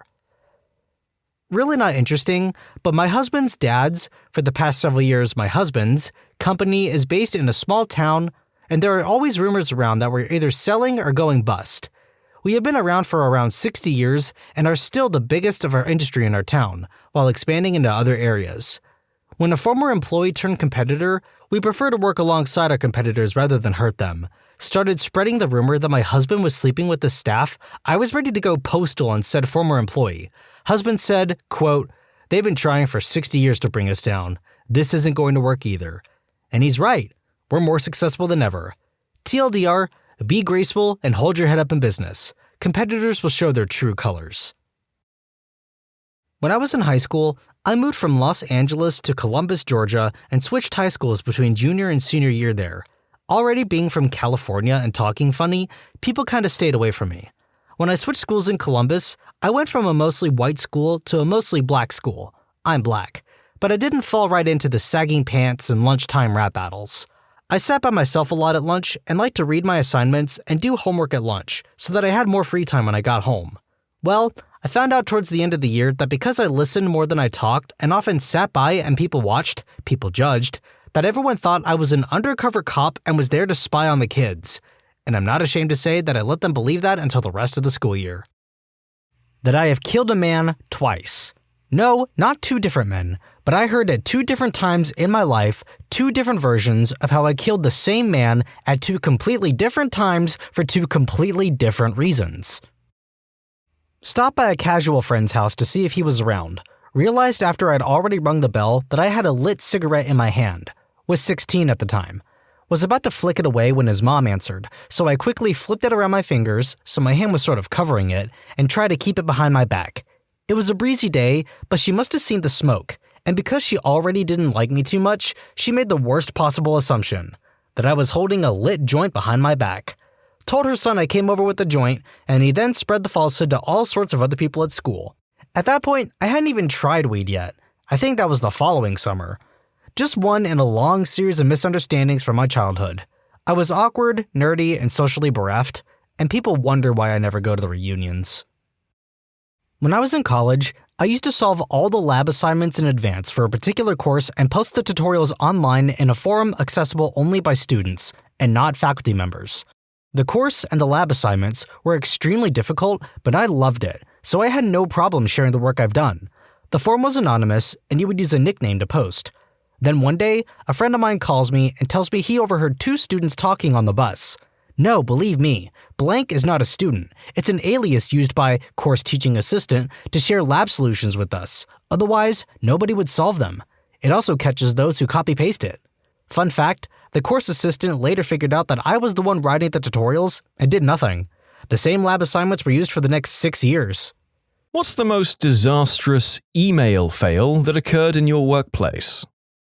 Had a management peer send out a long screed about the state of the men's crapper on our floor. Very descriptive. Went out to all the men on the floor and a whole bunch of customers. HR sent out a terrible email about restroom cleanliness to my entire office. They sent an email complaining about crap stains on a toilet seat and a used tampon that was placed on the trash receptacle instead of inside of it. They even decided to attach pictures of both problems along with the email. I'm not sure of any repercussions of this email, but there were a lot of unhappy people in our office after opening the attached images. A design artist at a print shop I worked at 10 years ago, I'll call her Zed, had always been one of those flaky but only just good enough to keep types. She'd create files that looked fine to customers and on screen, but required craploads of pre-press defrickery to make printable. Zero real technical skill when it should have been half her job. One day, a little after lunch, a company-wide email from Zed to her husband came through where she described waiting with glee for the opportunity to purposely frick up a big repeat yearly job right before she planned to quit 8 months later. A lot of print jobs are on a yearly cycle with local businesses. This happened in February and referred to a 40k job that came around every October. As IT relief, I got called in to check what happened, and sure enough, Zed's other emails, sent on her workstation's email address to her husband, described other stupid things she was planning, and referred to one of her husband's friends who worked for a rival print shop, so it was clear it was a bit of sabotage and probably upcoming poaching. Zed was fired less than an hour after the email was sent. I didn't mention to my bosses that the email to all the staff was sent when I knew Zed was out of the office and had originally been sent before she went to lunch, and originally only to her husband. Our other designer, a quiet, mousy type who could actually do the work, had seen the earlier set of emails at other times she needed to use Zed's workstation and had copied and pasted this completely revealing email into a new email to the whole company from Zed's workstation. I just told her later in passing that I got her email about Zed and gave her a thumbs up. I'm sure the Schadenfreude was enough for them, but quiet mouse designer deserves more than a thumbs up. Oh, she got a new co-worker not long after who was also a good worker, no more constant picking up after Zed. Two of the partners at my old firm were having a not very discreet affair. Both were married to other people. Partner A was in charge of the summer associate program and sent an email around the firm with information on the summers, names, schools, etc., who would be mentors for who, dates of events, etc. Partner B replied all to a 500-plus person law firm, attorneys, paralegals, secretaries, everybody. I'm going to pork you so hard later. It was hilarious for several reasons, including his ultra-seductive use of the word pork. I hope someone replied, sounds delicious, count me in. From coworker 1 to everyone. Subject, porking. Everybody get in here. The original story was good, but these replies are Reddit gold. Fantastic work, everybody. Also, note to self, do not have email affairs in the office. A coworker of mine was trying to motivate their sales office and was saying to get your hands dirty, and if we had any difficulties closing a sale, the girls should shake their little butts and close the sale. Reached our CEO. She wasn't there long. I was a temp in a very large law firm for a bit. One day, a new lawyer was hired, and HR sent out the standard email to everyone introducing the new guy and congratulating him on his new position. New guy then replies to all and asks the HR person if his benefits package pays for a hair transplant procedure.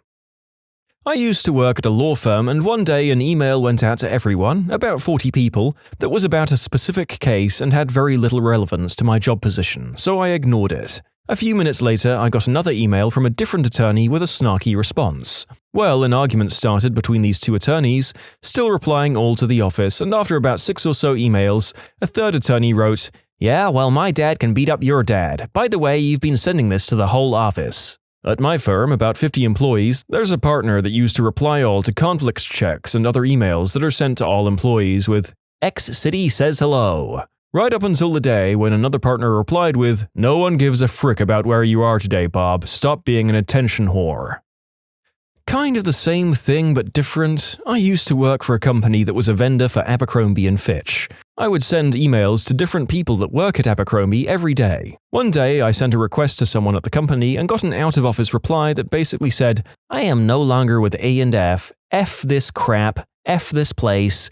Everyone here sucks." I laughed my butt off for a few minutes, then called a buddy that works there. Pretty soon the whole company was sending emails to this account just to read the reply. It took about an hour for their IT department to get wind and take it offline. One dude mailed one of those Great American Gas Out things to all 6,000 plus employees. The CEO did a reply all saying something like, "Exxon is one of our biggest clients, and using company resources for your own political agenda is against company policy. Reply all to a big group is one thing, but I don't understand how companies of more than 50 people still allow anyone to use the all employees group address. There are 50K employees in my company. There are several email distro addresses that include them all. It is heck when someone mucks up that one."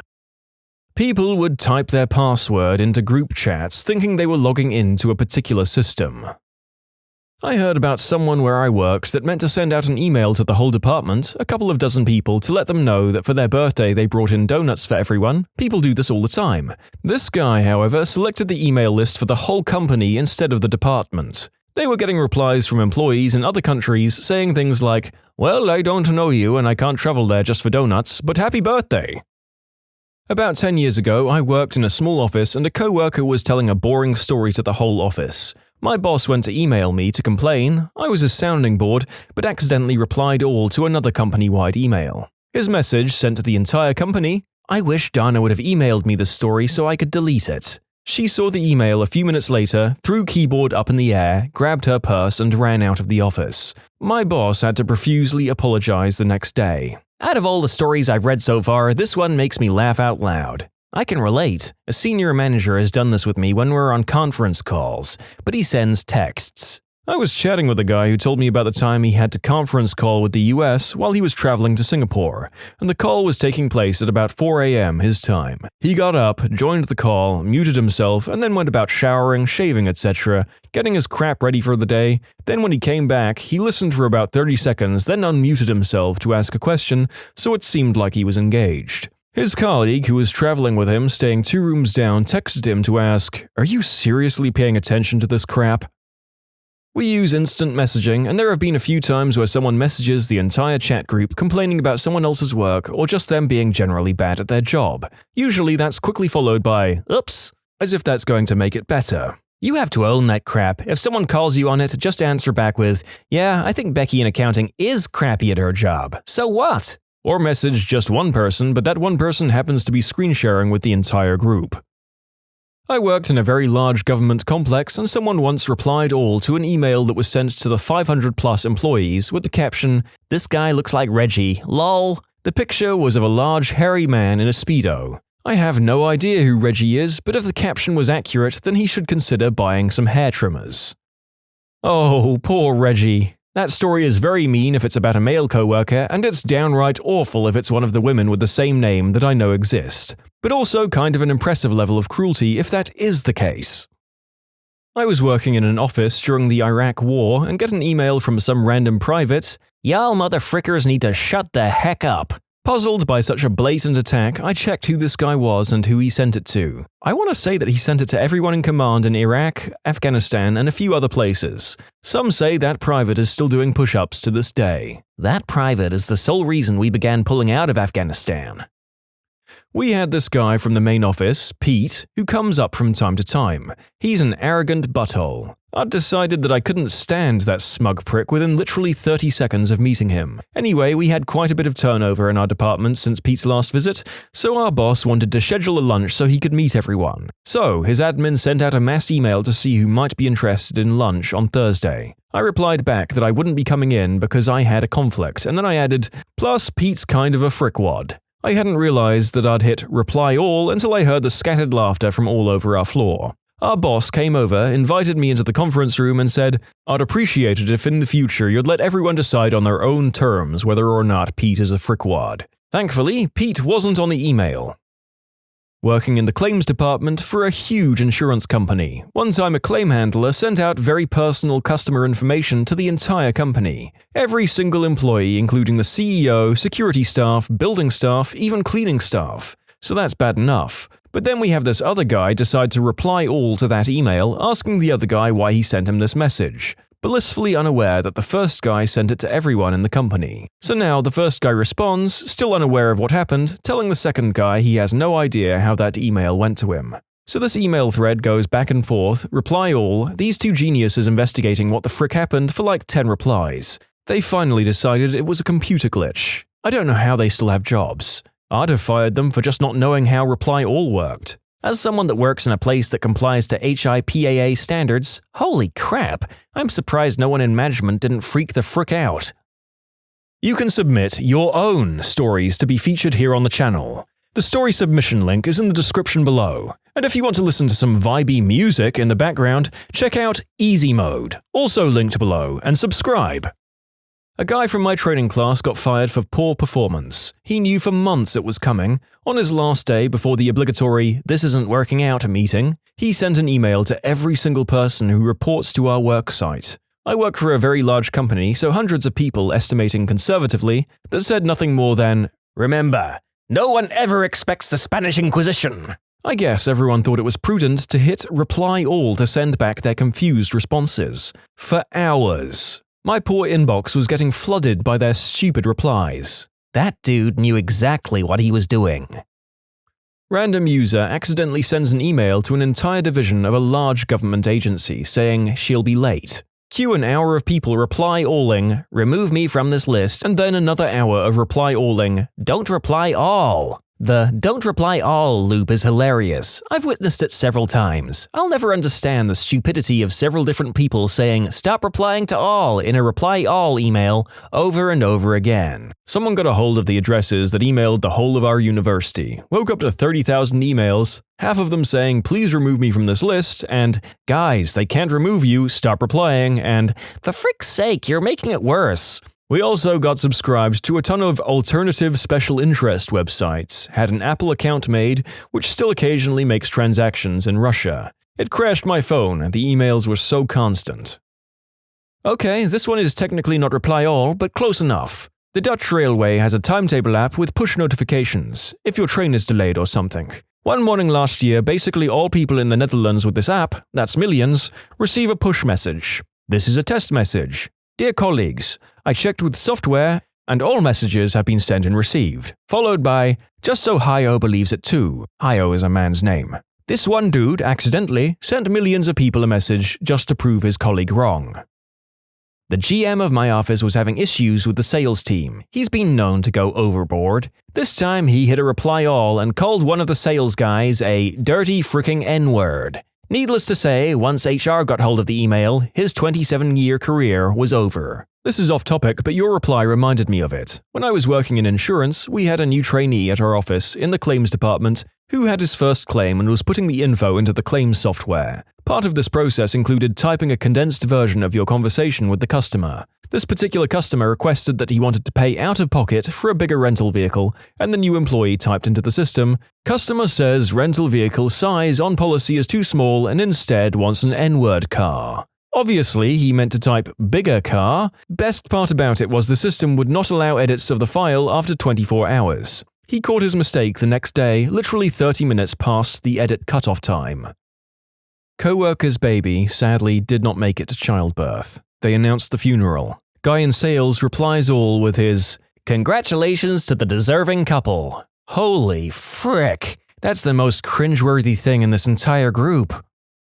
When I was in college, I worked at the local ISP. One day out of the blue, the lead system admin calls me. "Hey, do you know how to break into Cobalt RAQ? I need you to delete an email." Small hosting server. I could probably figure something out. Worst case, I can reboot it and reset the password." "Ah, crap. Frick. Never mind, that'll take too long." Click. A bit confused, I just shrugged and went on with my day. Later, I found out the reason for the strange phone call. The customer had been emailing back and forth with the sysadmin and the company owner regarding some technical issue that led to a billing dispute. The sysadmin, having a very short temper, hit reply all without thinking and wrote something along the lines of, "Just because that customer likes to take it up the butt doesn't mean we need to bend over and let him do whatever he wants." He called me to break into the server so he could delete the email before the customer had a chance to read it. Unfortunately, the customer got the email immediately and received a lot of free hosting services. This makes me realize that if a place I get a service from ever slanders me, I could reap the benefit. Time to start being a crappy customer. Actually, no, I don't have the spine to do that. I used to work for one of the largest newspapers in the world. One day, an email came through that was literally sent to the entire company worldwide. It was the contract a new hire who was a significant person at a rival paper was about to sign with a salary that was astronomical. The body text essentially said, "Give him whatever he wants." The woman who accidentally sent the email was kicked out of the building that day. When I read stories like this, I have to wonder, was it an accident or someone so teed off at the deal that they just said, "Screw it"? Guy just sent a, "Hey, listen babe, I just need to finish one last report and then I'll pick you up and frick your brain out in the car, okay? Sounds awesome, right?" Yeah, until we noticed the address he meant to send it to was a subscription service for fake relationships and dirty talk. He was sending a message to a service he pays. He was role-playing. That's more sad than embarrassing. Put every name in the BCC if you're sending an email to a huge group so no one can hit reply all on accident. If they do, since they can't see the names in the BCC, the reply won't go to anyone but the original sender. Not a reply all, but my friend was using our inter-office instant messenger, meant to send the following message to me. "Well, if she stopped trying to frick all of her clients, maybe she'd hit her sales target for once." Yeah, he sent it to her instead. He got fired. Someone at work sent an email asking for donations to his church. He sent it to over 2,000 employees. Then the chaos started. At first, I could see my inbox rise in numbers 5, 10, 25, etc. Suddenly, hundreds of emails poured in with some messages saying, "I don't want to donate and you should not send this email to everyone." No crap! I couldn't decide who was the biggest idiot. The guy who sent the email or the buttholes who replied all. The best email was from the IT director telling us not to reply all because the server was going to crash. And then it crashed. I heard that the guy got fired for soliciting donations, not emailing everyone, and IT got a slap on the hand for allowing everyone to have the access to the all employees email group. Not my office division, but our oil field construction division sends in bids to secure future jobs. Lowest bidder wins. Winning a bid is sometimes scary because you wonder if you left out any estimation tables. Anyway, our estimator sends in the bid to the proper email, which goes to a secretary. Other competitors use the same email address to send in their bids as well. Imagine our horror when the secretary sends a reply all with a "Thank you for submitting your bid for Project X," and all the other bids are attached to this email. So every competitor sees where each other are increasing estimations and decreasing their costs. It's really both a "today I fricked up" moment and a cringe post. I work at a public institution. We send out our term schedules to departments so chairs, deans, and administrative assistants can review and make necessary changes. We had a chair reply back once the following: "I've made some changes to the schedule. Can you rerun the report and send it to me for my moron of a former secretary?" This is with the dean, chairs of the other departments in that academic college, and administrative assistants of that academic college all copied in, including the word moron. Apparently, she was on her way to being terminated for some reason. She was gone pretty soon afterwards. We never heard back from anybody else in that department either, so I'm not sure what happened. The chair that sent the email remained at the university until he ended up dying from something unexpectedly a few years ago. The head manager of my research and development lab got a spam email about a Windows virus involving a legit Java exe file that had a teddy bear icon. He looks on his computer and lo and behold, it's on his machine. He proceeds to lose his crap and forwarded it to everyone in the company, telling them to delete the file. He did not run this by IT first. IT was not amused. A sign showing a teddy bear with a dagger through its head labeled "The Teddy Bear Slayer" was found on his office door the next morning.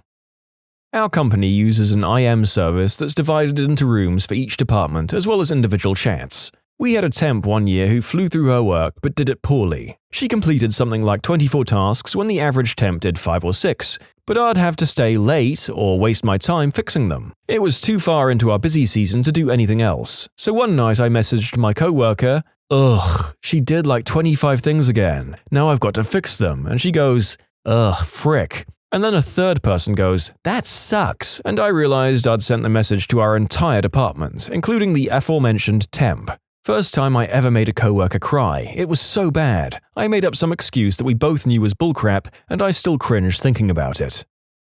True story. Worked at Maxis, division of EA, in the late 90s. We had a few temporary employee game testers, including this one girl, around 20 or so. I guess some friend of hers emailed her at work, one of those stupid teenage spams that went something like, "Forward this email to 5 friends and your crush will ask you out. Forward it to 10 friends and your crush will kiss you." So somehow she forwarded it to EA, as in everyone.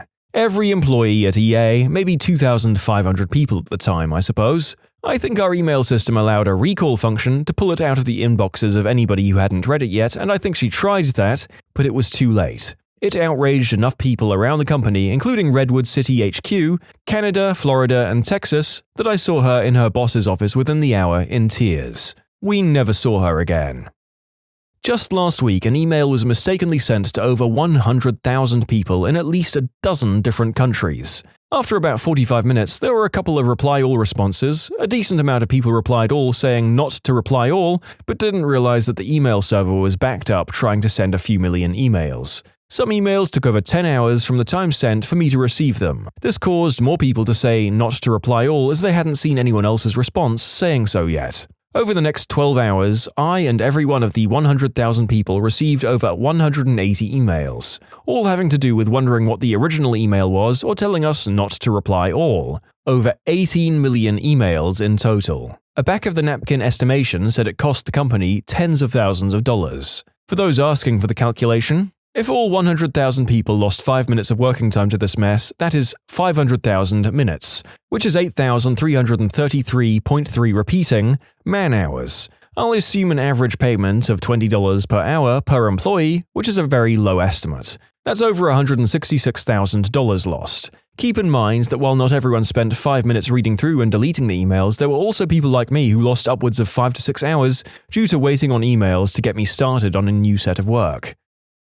The large consulting firm I worked at was rolling out new laptops company-wide and sent out a mass email outlining the 2 laptops that employees could choose from once they received their notification that it was time to choose. Essentially a standard laptop or a smaller laptop that could be converted into a tablet, a Lenovo Yoga. Several people replied all, but my absolute favorite reply was simply, "I want the one that can be like iPad." All lowercase, 0 punctuation. Top-notch professionalism. An employee emailed if anyone could take his 2 to 10 shift, but he forgot the F in shift, so someone replies to everyone, including our managers and GM, "Wow, that's a long shit." You get the idea. Reddit, what have your pets done that is worryingly smart? I have a 3-month-old pup who got dirt in her eye one day. The eye kept tearing up, and she held it partially shut for a few hours. During that time, I felt really bad for her and handed out a lot of treats. Since then, when I am eating, she begs by, winking that eye with a tiny whimper. Her wink is non-stop. If she's called by someone else in the home, she looks at them with perfect eyes. I get the quote, broken eye. Once she gets the goods, fully working eyes. She is a mix from a stray. My birds steal batteries out of electronics. Remotes, beard trimmers, fire alarms, you name it. They don't do anything with the batteries, just take them out and then laugh at me and dance when I find them. Conures are jerkwads, but I love them. We had a dachshund growing up, and he could tell when my mom was going to have a seizure. He would start circling her over and over while barking. Ironically, he ended up with epilepsy himself, but it didn't shorten his lifespan. They helped each other out. He lived 17 and a half years. I miss that dog. Edited to add, my mom had epilepsy since she was 15. Unrelated to dog, which she got in her 30s. Our dog wasn't trained. He just did it. Every day when my brother and I pull in the driveway from school, we can see our dog on my brother's bed in the window above the garage, where he knows he isn't allowed to be. When we walk into the house, he is laying behind the living room couch and picks his head up and looks at us like he's been sleeping there all day. I had a yabby in my freshwater tank that is a genius. I one day watched him gather some food pellets into his cave, wait for the fish today, eat the rest, then a few minutes later, place them in front of the cave entrance, then attacked and ate a fish that came to eat the pellets. He stockpiled his meal to later bait an even better meal. That guy is in his own tank now. One of my dogs knows how to open door handles. The other one can't even figure out that he's not supposed to eat rocks. It's a mixed bag with my pets. When I get asked to do some things, I'll groan jokingly and do the thing anyway. Now, when I call my dog while she was sleeping, or if I accidentally nudge her at the foot of the bed, then she groans with attitude like I would. Kind of adorable, kind of freaky. My cats teamed up and got the tub of butter off the kitchen worktop, took it outside, removed the lid, and had an all-you-can-eat butter party. This is just delightful. I am enjoying every single one of these stories so far. They figured out that if they want the toy or bone the other has, to go to the front door and bark like a stranger is walking up to the house. When the other dog shows up to assist in barking, run to get the toy. It's not just clever, but dishonest in the worst kind of way. Growing up, I had a yard that was surrounded by fence, except at the entrance where the cars came in at the front. My dog knew she wasn't allowed to go outside the yard. When we called her and she was out gallivanting, she would go to the neighbor's yard in the back, hop the fence, and come back over, then strut around the backside to the front like, "Hey, I've been here the whole time." I only found out because one day I was walking around the house calling for her and caught her. Sneaky girl. Every morning for breakfast, I always eat fruit, and that weekend there was a farmer's market selling fruit for cheap, so I bought a ton. I couldn't fit them in the fridge, so I left a few bags on the side in the dining room, reachable distance. I kid you not, I woke up and was surprised to see an apple next to me. Over the next few days, my dog would get up in the morning, go in the bag, and get a fruit to put next to me on the bed. He proceeded to do this for the next 2 weeks until we ran out. I thought it was the cutest thing ever, but a part of me is like, holy crap. I would do the old trick when my cat yawns to stick my finger in his mouth. Don't know why I do it. I guess it's just funny to see his expression when boom, suddenly, finger. So the other day he is sitting on my lap, and I yawn, he wakes up and does a stretch, perfectly putting his paw in my mouth, boom, suddenly paw. Still no idea if by accident or if planned. His smug expression afterwards made me lean towards the latter. One of my cats learned how to turn the internet off. I mean, he already realized everybody goes crazy when he goes behind the TV stand and messes up the wires. So when we're not paying enough attention to him, usually if we're on our phones or the computer, he just unplugs the router. I don't think he knows how much power he has. My dog knows my caller ID. I sometimes need to call home from my cell, and our home phone, quote, speaks the incoming call's caller ID. The only time my dog ever howls is when I call and the answering machine says my ID. She's done it when my mom is off somewhere else in the house and can't hear the phone ringing. She doesn't do it for any other phone call, even if I'm not home. I also tried calling while I'm still home to see if I can get her to howl, but she just looks at me like I'm an idiot. My dog also has 2 bowls, one for food and one for water. Whenever I give her some crushed ice to lick in the water bowl, she'll pick up chunks of the ice and put them in the food bowl instead. Apparently, solids equals food bowl, even if said solids turn into water. My dog understands Christmas. As in, he will sit where the tree goes throughout November. Once the tree is up, he'll lie beside it, crying. Once there are presents, he'll paw at them and carry them to us because he wants to open them. On Christmas, he starts trying to wake everyone up around 5 and begins howling around 7. And I kid you not, he will open his presents like a 5 or 6-year-old and excitedly run around with a toy or treat for a minute before looking for the next present. One year, we had less than 5 things for him to open, so he stole a present from me. If you've been enjoying these stories as much as I have, be sure to like and subscribe. You know the drill by now. Am I the Genius and Am I the Jerk? Linked in the description below. Thanks for watching, and please give your pets a little kiss on the forehead for me. My cat figured out how to fill up my bathtub. He learned how to close the drain and would turn the water handle and would just sit there and watch the tub slowly fill up. It took me weeks to figure out what was going on. When my dad was having a difficult time in life, he moved into my apartment. He's really into sports and mostly deaf, so when he enthusiastically cheers for his beloved Detroit Tigers, he doesn't realize how loud he is. One early evening while I was asleep, because I work midnights, the Tigers scored or something and my dad loses his mind, which woke me and my cat up. I grumbled and closed my eyes, but my cat Mike was not having it. She walked into the living room, and all I hear is my dad go, "Oh, sorry, I'll be quiet." And then my cat walked back into my room, jumped back on the bed, and we both went back to sleep. Edit: I adopted Mike from the Humane Society when she was 3. She came with the name Micah. I didn't want to give her an identity crisis, so I just shortened it to Mike or Mikey. I had a cat that learned how to open the fridge, and then my dog started begging my cat for food, and then the cat started getting into the fridge just to feed the dog. I patiently await the day where my pets decide to overthrow me and have me fixed. I'm not fighting it. That'll only make it worse in the long run.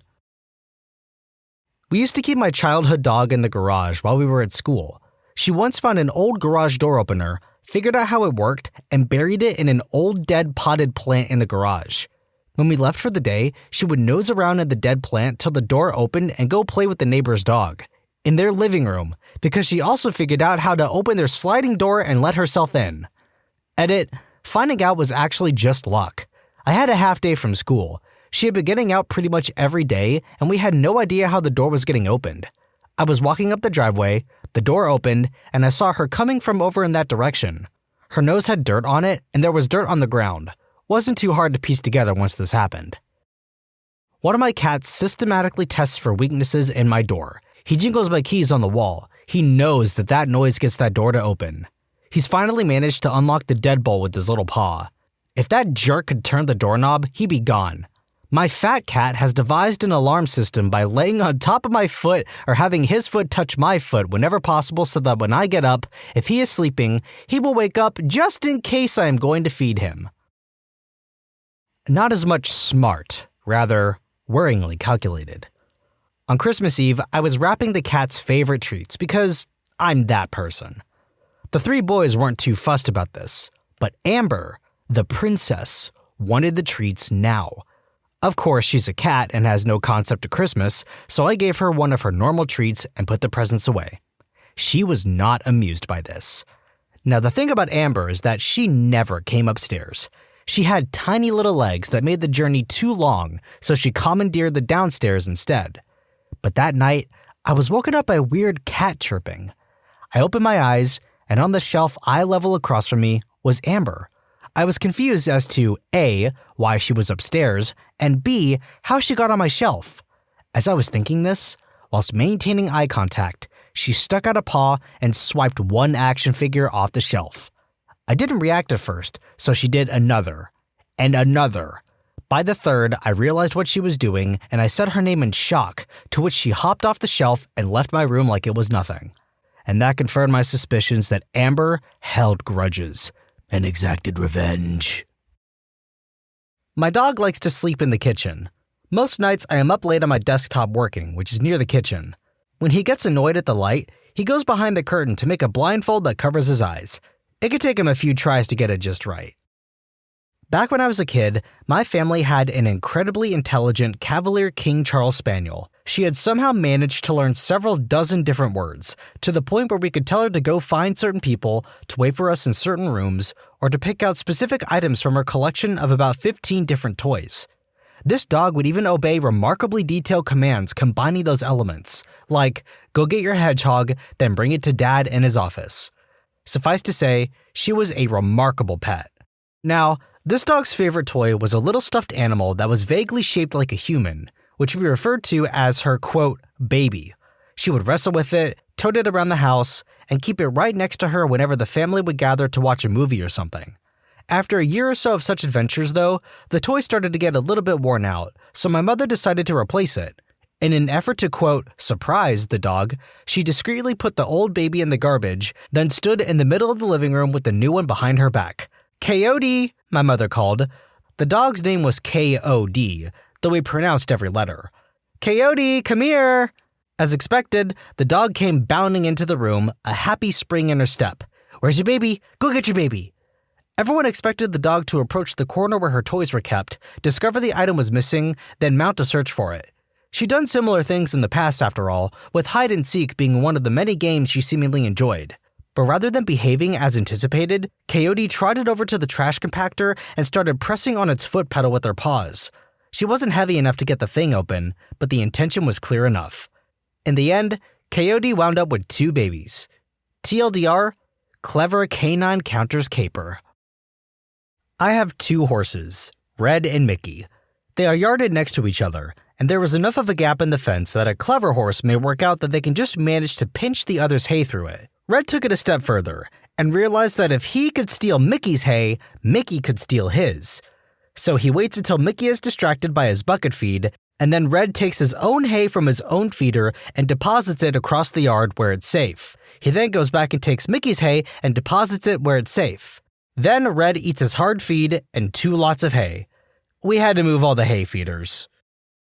My dog is afraid of the smoke alarm. After a while, he discovered the toaster could set the alarm off if toast burned, so he became scared of the toaster. Eventually, he figured out the noise the bread bag made as it preceded the toaster noise, so he became scared of that. Eventually, he figured out the kettle turning on usually accompanied the bread bag noise, so he became scared of that.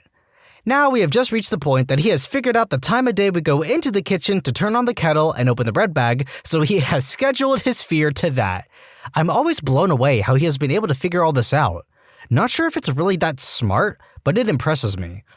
Edit, to clarify, the smoke alarm has only actually gone off once or twice, but he remembers it well. We're also training him with treats to not be scared. He is also a Chihuahua cross, so being scared of noises is kinda his thing. Not current pet, but a dog I had as a teenager. Dog jumps up on the couch. Nope, you're not allowed on the couch. Go lie in your bed. Dog leaves the room. A moment later, he returns with his bed and throws it on the couch. Gets back up on the couch in his bed and stares at me. Fair enough. My cat learned to say my parakeet's name. Marmalade apparently isn't a difficult name to mimic in cat speak. Okay, you know I have to try it now.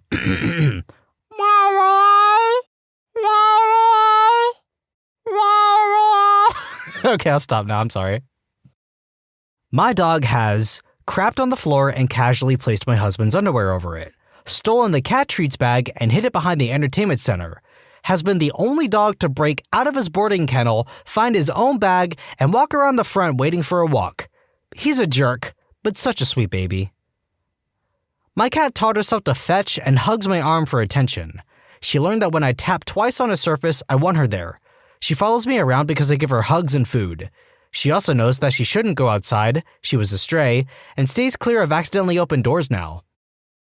During my teens, I had a cat and a dog. The dog door that led outside had a door that we would close and lock with a latch.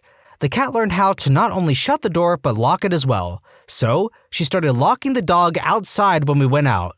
He was a cowardly dog, so really she just had to sit inside in front of the door and he'd be too nervous to come back in. Not so much worrying as it is somewhat annoying and funny, but my Golden will walk up to the Xbox, look at the Xbox button, boop it with his nose, and wait for the light to turn on and the chime to sound, and then just walk away all satisfied looking. For a couple months, I would come home from work and notice the Xbox was on, but no, I had turned it off. I accused my fiancé of leaving it on until one day I was in the next room and heard the chime. So I ran in, and he was walking away from it. Then he started to get flagrant about it and do it right in front of me, and eventually turned it off as I was playing it, and he wanted my attention. Goldens are a trip. We were looking after a friend's dog. We came home from work in the evening with a huge pile of dirt by the front door. The dog, unlike every other time we came home, was lying on the couch looking very guilty about something. You know the look. It took us forever to figure out where the dirt came from.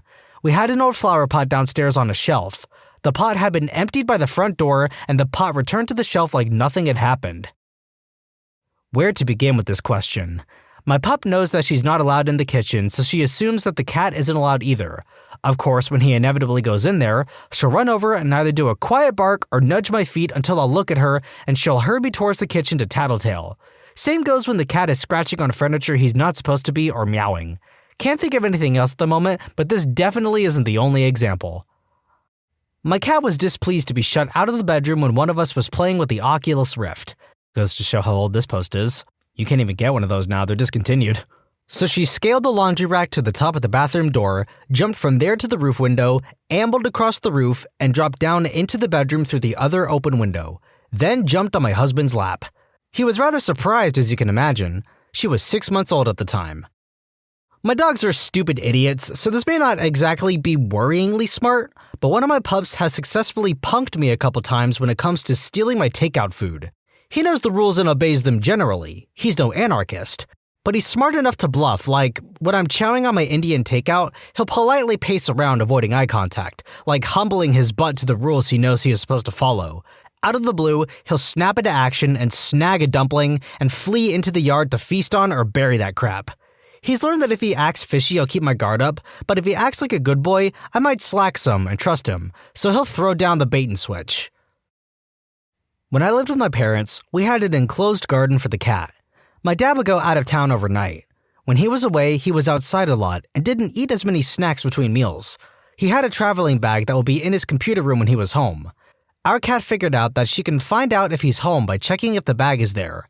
Then he was talking about the lack of snacks while the cat heard him. He also mentioned that he was leaving soon.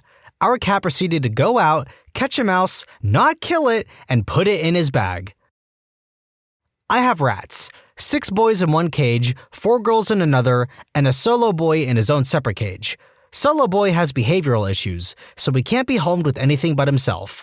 I've tried everything, from getting him snipped to going ridiculously slow with introductions, nothing. He goes for the kill with everything, myself included. My partner was the one who found this out. Loki, the jerkwad in question, is able to open his cage door by putting all his weight on it, free-roaming our apartment to do God knows what, then just screws right back into his cage whenever he's done. You're probably asking how he closes the door, preventing us from noticing him escaping, right? Well, I had a chew toy on the door for him, and this smart jerk literally just pulls on the chew toy. I would have known he was getting out if it had not been for my partner waking up in the middle of the night to use the washroom. Smartest little jerkwad I've ever met. Screw you, Loki. I now know it's you who's been destroying my furniture and the reason why I won't get my damage deposit back. My dog, let's call her A, had a dog friend who was dumb as a brick. Let's call him B. When B's owners were out of town, he'd stay with us. He was a bit spoiled and had lots of bones and toys she never touched unless B wanted to have them. One day, when A was checking out who was cooking in the kitchen and if she could snag some food, B got a hold of one of her bones. B was a large dog, and once he had something, he wasn't giving it up. A was fairly big herself, but she didn't compare to B. So A comes out of the kitchen and realizes that B has her bone that she hasn't touched in months and is having none of it. She knows from past experiences that she can't just snag the bone away from B, so she grabs a tennis ball and sneaks up behind him and drops it on his head. B stares up at the ceiling for about 3 minutes trying to figure out what's happening, and A snags the bone and hides it. B looks down and sees that the bone is gone and then stares at the ceiling for another 5 minutes trying to figure out how it took his bone. Rest in peace, A. You were an amazing dog. I had a cat named Buddha, and I'd had him for about 3 years. I noticed that there was pee in the toilet, so I asked my boyfriend if he'd stop flushing or what. Then one day, we were both in the bathroom, and he said, "What is Buddha doing?" Buddha was on the toilet peeing into it. He must have learned from watching me. I never taught him. He only peed in there. No poop, but it was the funniest thing. I have a picture of it because no one believed me. God, I miss him. What has made you bail out of sleeping with someone? Went for a Facebook booty call a while back. Her 7 and 9-year-old daughters kept walking in and she told me to just ignore them. She also insisted on blaring George Strait while we went at it. Between her kids walking in and "All my exes live in Texas" blaring from her speakers, I just couldn't do it. I noped the frick out. Her come-on line was, "I know a guy who'll give us all the crystal we can smoke if we frick right in front of him." In high school, freshman year, I dated this girl for about a month. When we did the deed for the first time, she rips off the rubber, says she wants me to drop my seed inside her because she wants to start a family, pulled my pants up and left immediately. Years later, she has a kid with her new boyfriend. Train successfully dodged. A guy used the line, "I want to fill you with my seed" in a pub once, did not let go of my friend for hours. Asked her if she was clean and she said, "Yeah, it's a long story, but a lot of stuff happened, and it turns out now I can't get transmissibles." I thought to myself, you know what, I don't want to do the deed that bad, and I left. This reminds me of a prior roommate who said she doesn't use rubbers because she can't get pregnant and doesn't sleep with people who have transmissible diseases down there, but she wasn't getting tested or having people get tested. She never went into any detail on why or how she knew she couldn't get pregnant, just because of some stuff that had happened, hence you reminding me of her. A couple of months after I moved out, I found out she's pregnant. Yeah, so that plan worked out all kinds of well, huh? Glad I got out of there before a kid was around. Dealing with her was a headache enough, not because of her personal crap or not using rubbers, she was just crazy. Guy I worked with walked around telling everyone that he F's his girlfriend without a rubber because guys can't get warts down there. I told him that not only has he basically told everyone that his girlfriend has warts down there, but he probably has them now too because men can indeed get them. It's just not as likely to turn into cancer for them, and now he'll have to use a rubber with everyone for the rest of his life or risk infecting them with something that could give them cancer. Of course, I'm the bad guy for telling him that. We were in his car fooling around after leaving the bar together. I asked why we couldn't go back to his house. He said his wife was home. Nope. He didn't want to wake her up. How considerate of him. Well, we don't know if they had an open relationship, but I'd say the odds aren't good from what we've heard. Better luck at the next bar. This is my favorite story to tell. I'm a type 1 diabetic and my nickname where I'm from is diabetes, so everyone knows I have it even though some people would still be like, "Oh, you're actually a diabetic?" Anyways, I met this girl at a house party one of my friends was throwing. This was back in 2010, 2011. As the night goes on and drinks get consumed, we get all love drunk and go to bang it out. About halfway through our session, she randomly kicks me off and pushes me away. Stop, I can't do this. I freak out thinking that I've done something horribly wrong. What's going on? What happened? She looks straight at me and I crap you not, she says to me, I can't catch diabetes. All I could think to say was, "You've got to be fricking kidding me." Her incredible response, and again, I swear on my inability to produce insulin, I'm not making any of this up, this is word for word burned into my memory, I can't get diabetes. It's like cancer, I just can't catch it. By the time she said cancer, I had my pants back on and was running down the stairs. I get back to the party and all of my friends are like, "Whoa, look who it is, how was it?" You will never believe what the frick just happened to me. In conclusion, my type 1 diabetes not only blocked me, but apparently is a transmissible disease similar to cancer? She also wasn't lying when she said it's like cancer. Neither of them are communicable. In fact, maybe those were all separate statements. I can't do this. I can't catch diabetes. It's like cancer. I used to have hepatitis, but I swear I'm clean now. A lot of people have remarked to me that Hep C is treatable now. Let me tell you, when you've both just got back from a raging party in college, everyone's drunk and in the buff, and you're collectively about to get your Discovery Channel on, this is high on the list of things you don't want to hear. Are you sure? I'm positive. I fricking knew it. First time at this girl's apartment, we were hanging out for a while and she tells me she's always had this fantasy about being with a black guy. I figure that being one was to my advantage this situation, so cool, definitely going to get some kind of action. We're making out for like 20 minutes and she gets undressed and I get undressed and we start getting really close to each other and she goes, "Wait, stop." So I back off and she goes, No, keep going." So I position myself back over her and she goes, "Please don't." So I get up, done with it at this point, and she gets mad. "You're ruining it. You're supposed to force me to." It's been like 8 years and still nothing as crazy as being an unwitting participant in someone else's, forced fantasy. She clearly had a very specific fantasy in mind, but she's at fault for not bringing it up beforehand. Finding out she's pregnant and still with the guy. Well, at least you knew you weren't going to get her pregnant. At the bar one night and it was pretty packed. I finally made it to the bar and this definite cougar comes over and starts hitting on me hard. I talk her up a bit but play it cool. She's not bad looking, but I'm not sure if I'm down just yet.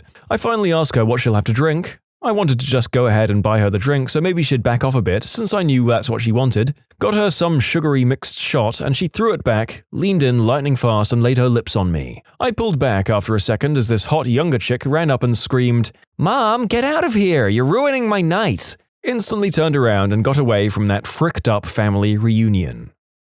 We had a party at my house with roommates. I passed out sitting on the couch. I woke up with a raging hard-on and my roommate's wife, in only her pink bathrobe, was rubbing my wang through my pants while her husband was lustfully watching. I jumped up, spilled my beer all over myself and went to bed. "Did you move out? 'Cause I'd imagine it would be pretty frickin' awkward around there after that." I moved out a few months later. We never spoke of it.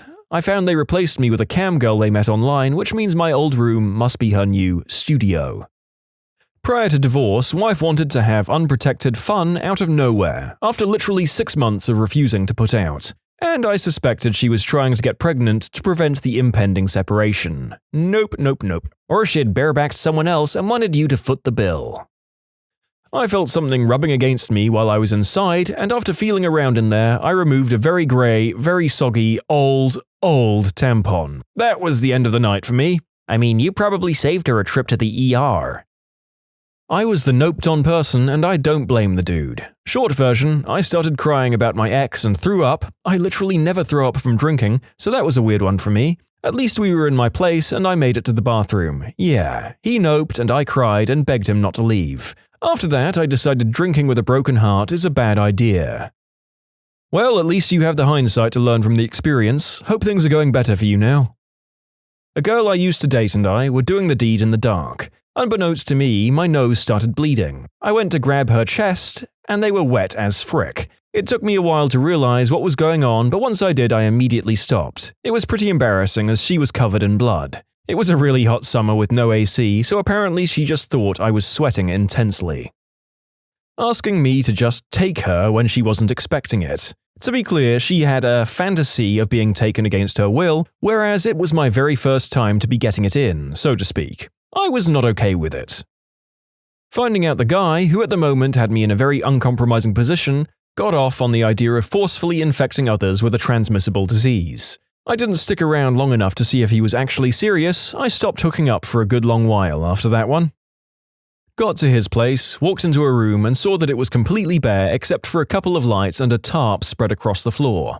Immediately turned around and walked out the door, got in my car and left. Don't know what the tarp was for. He was either going to murder me or wanted me to pee on him. Either way, nope. Nope.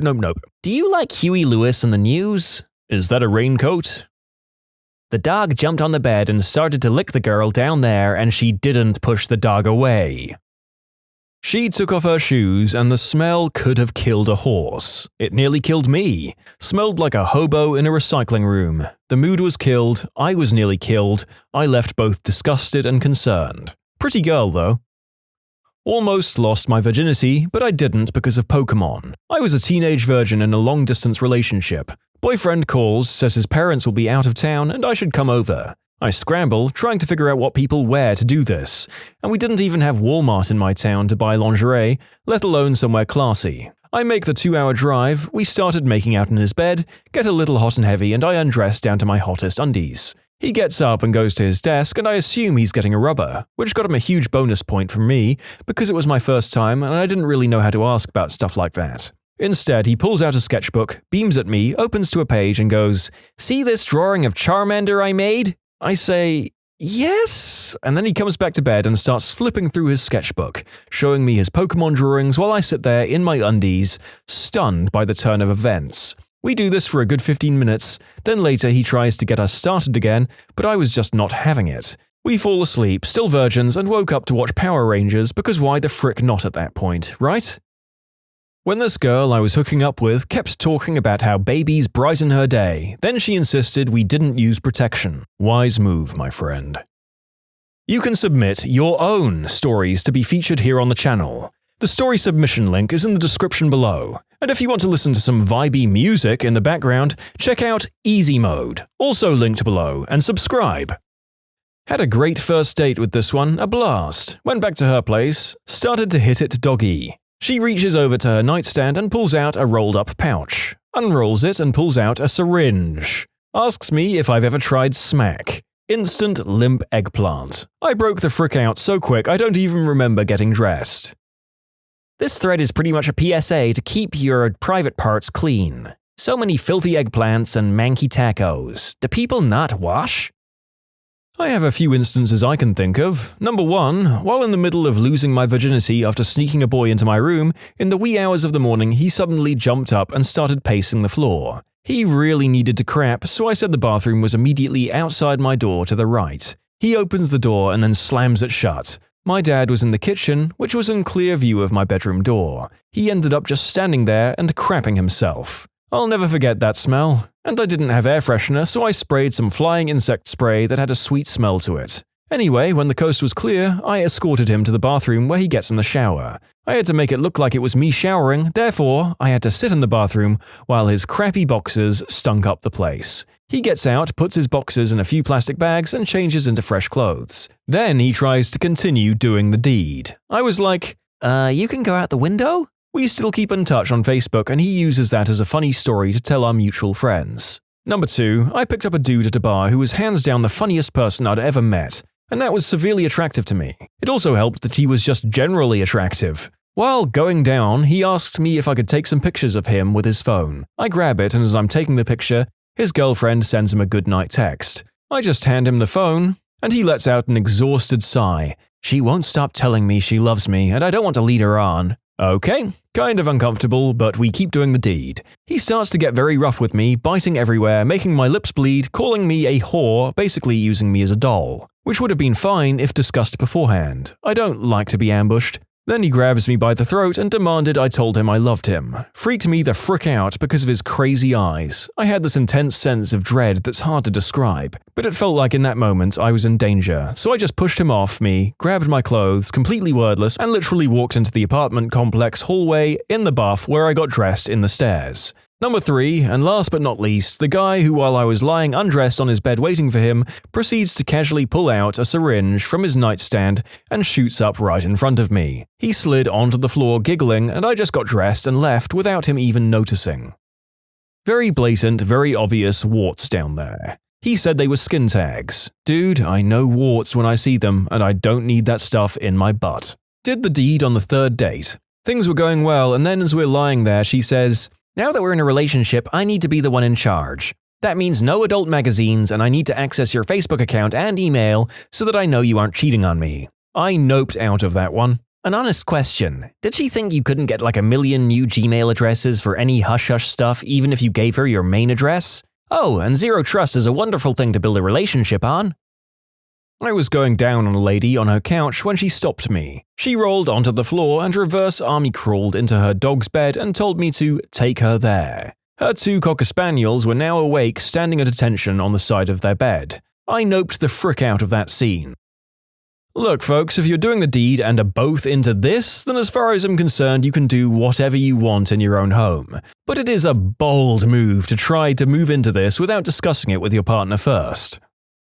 Met a girl at a club and went back to her house. Everything is going fine, nothing out of the ordinary, until her housemate comes home. I was like, maybe we should stop, or at least close the door? She replies with, "Oh no, it's okay. He likes to listen and sometimes he watches from the hallway." She wasn't joking either. I put my clothes back on and walk out, and there he was, just giving himself a good time in the frickin' hallway.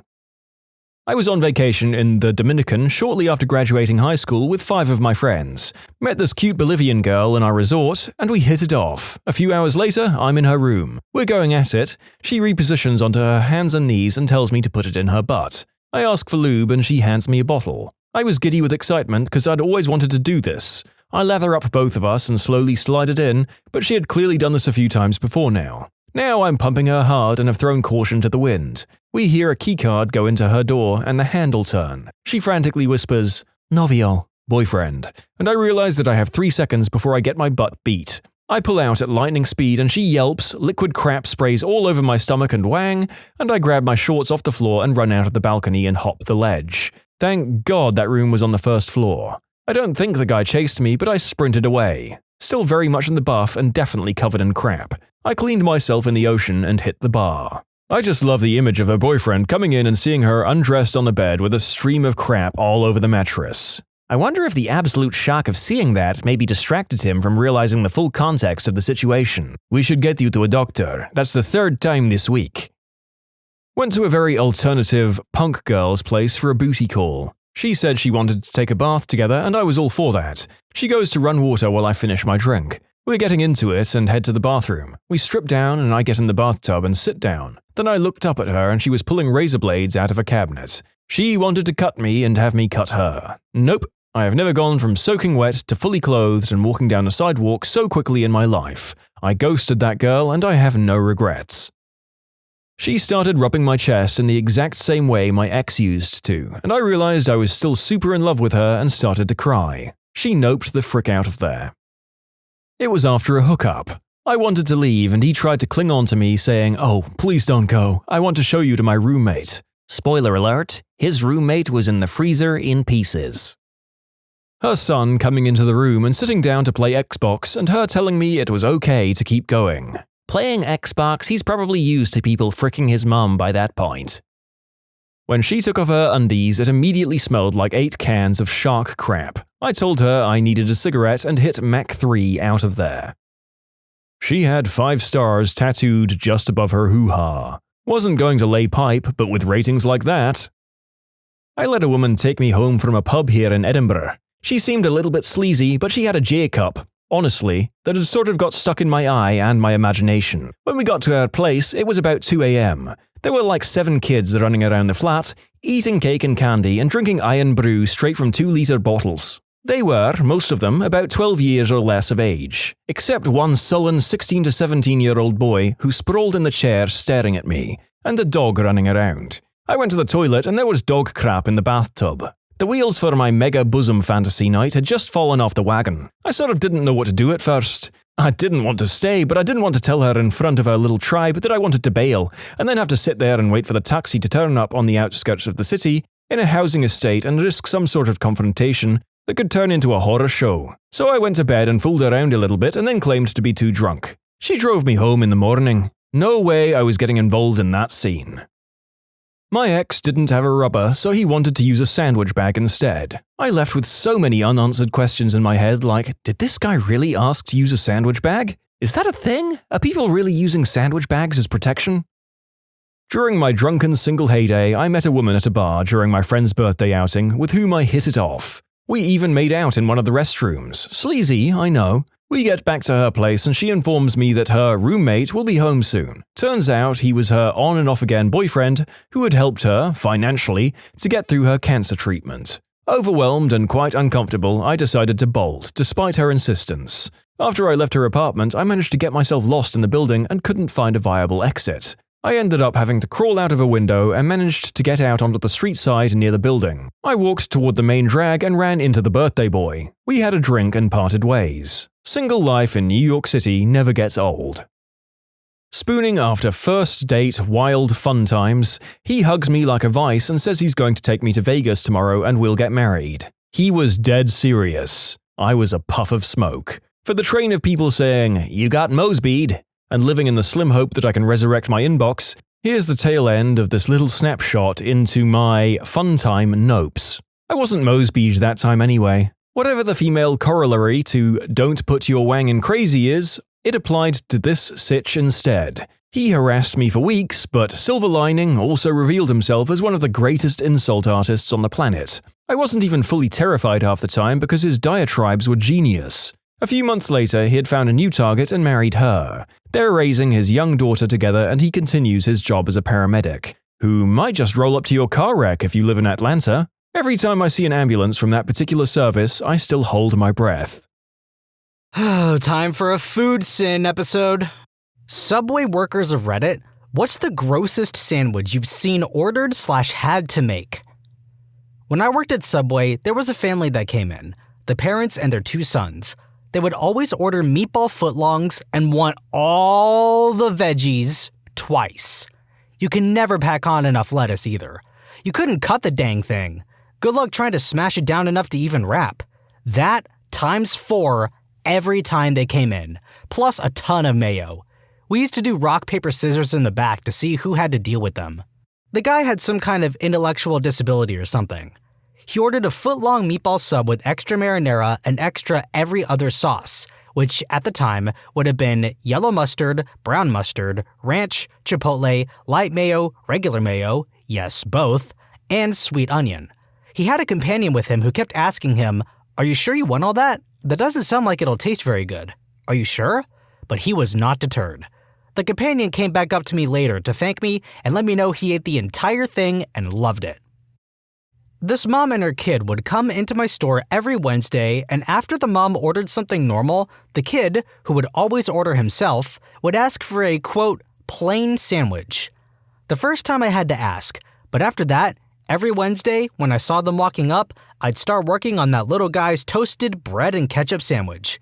Super gross sandwich order, but those 2 customers were always a bright spot in my week. Double salami and pretty much all the oregano in the house. No cheese, no sauce, no shame. Ex-Subway worker, there used to be a sandwich called The Feast, and we would ring a bell when someone ordered it. There was a guy who would order a feast, double meat, double cheese. The bread wouldn't even begin to fold. For reference, The Feast is what appears to be a sandwich with pepperoni, salami, turkey, ham, and maybe roast beef on it, with veggies. The sandwich itself looks like Pac-Man after he's about to devour one of the ghosts. And if you could imagine that gape of a hippo's jaw of bread being stuffed to the brim with meat, try adding double meat and double cheese to that, and you can see why it would be better off being an open-faced sandwich. My old boss took a trip to Hawaii to surf, rented a Jeep, and ordered enough $5 footlongs to last the week. That's all he ate all week, apparently. Stored them in the Jeep. No cooler, no refrigeration. All of those sandwiches were gross after a week in Hawaii temperatures. I don't know if they still do the seafood salad sandwich, but when I was a teenager, I had to prep that in the morning. It's a 5-pound bag of imitation crab and a gallon bag of mayonnaise, mixed with my gloved hands. The smell and texture was awful. Anyways, had an elderly gentleman come in on my Saturday shifts and get the seafood salad footlong, double meat with shredded cheese, toasted. Old guy tipped $1 every time. I used to go to this one Subway and the artist really loved his job. He got to be stoned and make sandwiches. He knew people's orders. He was filled with fun Subway facts. He was the best part of going to Subway. I asked him what's the weirdest subs he has had to make. He told me that a lot of people from the Philippines ordered the seafood sub with marinara sauce on it, at least in that neighborhood. He thought it was super weird at first, and then after several people ordered it, he tried it himself and said he didn't hate it. It is time for this story to be told. When I was a stupid high school boy, my buddy Rob and I used to go to the same Subway at least a couple of times a week. There were two workers there, Mary and Roland, and whenever they transferred, we'd follow them to some other Subway because they were nice to us and sometimes gave us deals. One day I went in there and said, "Roland, I bet you can't make me a sub that I can't eat." Roland goes in the back and comes back with 2 big freaking slabs of processed turkey. When you order a normal sub, that turkey is all sliced up. This was not sliced. It was just a brick of meat about 1.5 inches thick. He loaded it up with all the regular toppings, no screaming hot sauce or anything, and said, "There you go." Stupid high school boy me thought, this fool doesn't know who he's dealing with. I ask for an edible, and he gives me extra meat. 10 minutes and this thing is down the belly hatch. But a strange thing happens when you have to chew large portions of processed meat for a long time. You realize why they slice it up like that. It's because it's full of big, disgusting chunks of gristle, blobs of fat, probably a beak or two, whatever made it into the turkey blender before it was pressed into a can. I can't remember whether I puked. Stupid high school boys puke a lot. But I do remember that I didn't even finish 6 inches of that thing. God bless Roland, wherever he ended up. Not only did he win the bet, he made a sandwich that still haunts my dreams 25 years later. Never worked at Subway, but I can tell you how to make any sandwich absolutely disgusting. Order it on flatbread, but don't let them toast it or warm it up. The flatbread tastes like Satan's skin when it's cold. Hey there. If you subscribe to Am I the Genius and Am I the Jerk, I might not judge you for your horrible Subway order. Link is in the description, and remember to support the video by liking and leaving a comment. Thanks for watching! Obligatory, I don't work at Subway, but I do work at a place that serves subs. Had an order for a while back for a chicken finger sub with hot sauce, tuna, pickles, and double mayo. Felt like I was preparing for a reckless eating video. Edit. For those who have asked, I work at a locally owned pizzeria.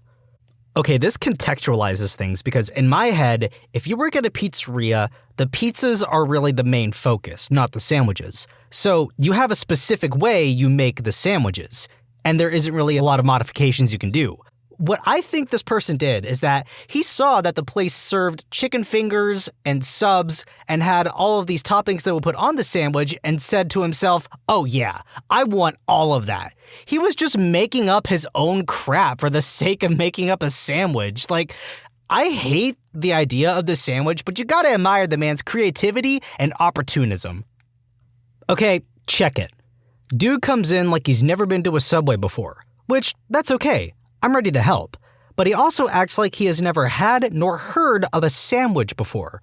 He gets the honey oat footlong, and that is where the logic stops. This joker asks, "What's good?" And I tell him that I like the meatball marinara.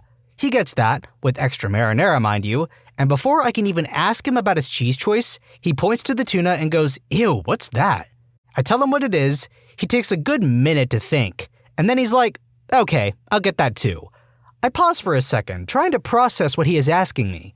Let me tell you, I take the title, quote, sandwich artist, seriously, and I did not feel like an artist while spreading pasty tuna onto a marinara-soaked honey oat loaf. I felt dirty. So to follow this nutball's train of logic, he has me extra toast it without cheese, take it out, and he says 2 words that shook me to my core. Honey mustard. I'm an honest man, I like to think. A good man if I'm being generous. But I cannot think that any god would make me suffer for helping craft this abomination. I squeeze the bottle and give him 3 thick lines of that tangy god sauce. He says more. I give him more. I close it with an audible squelch emitting from the sub. I wrap it up, and when I look up to accept his money, I see his face. I see the excitement of a child about to go on a roller coaster for the first time. The guy is giddy, practically electrified with glee.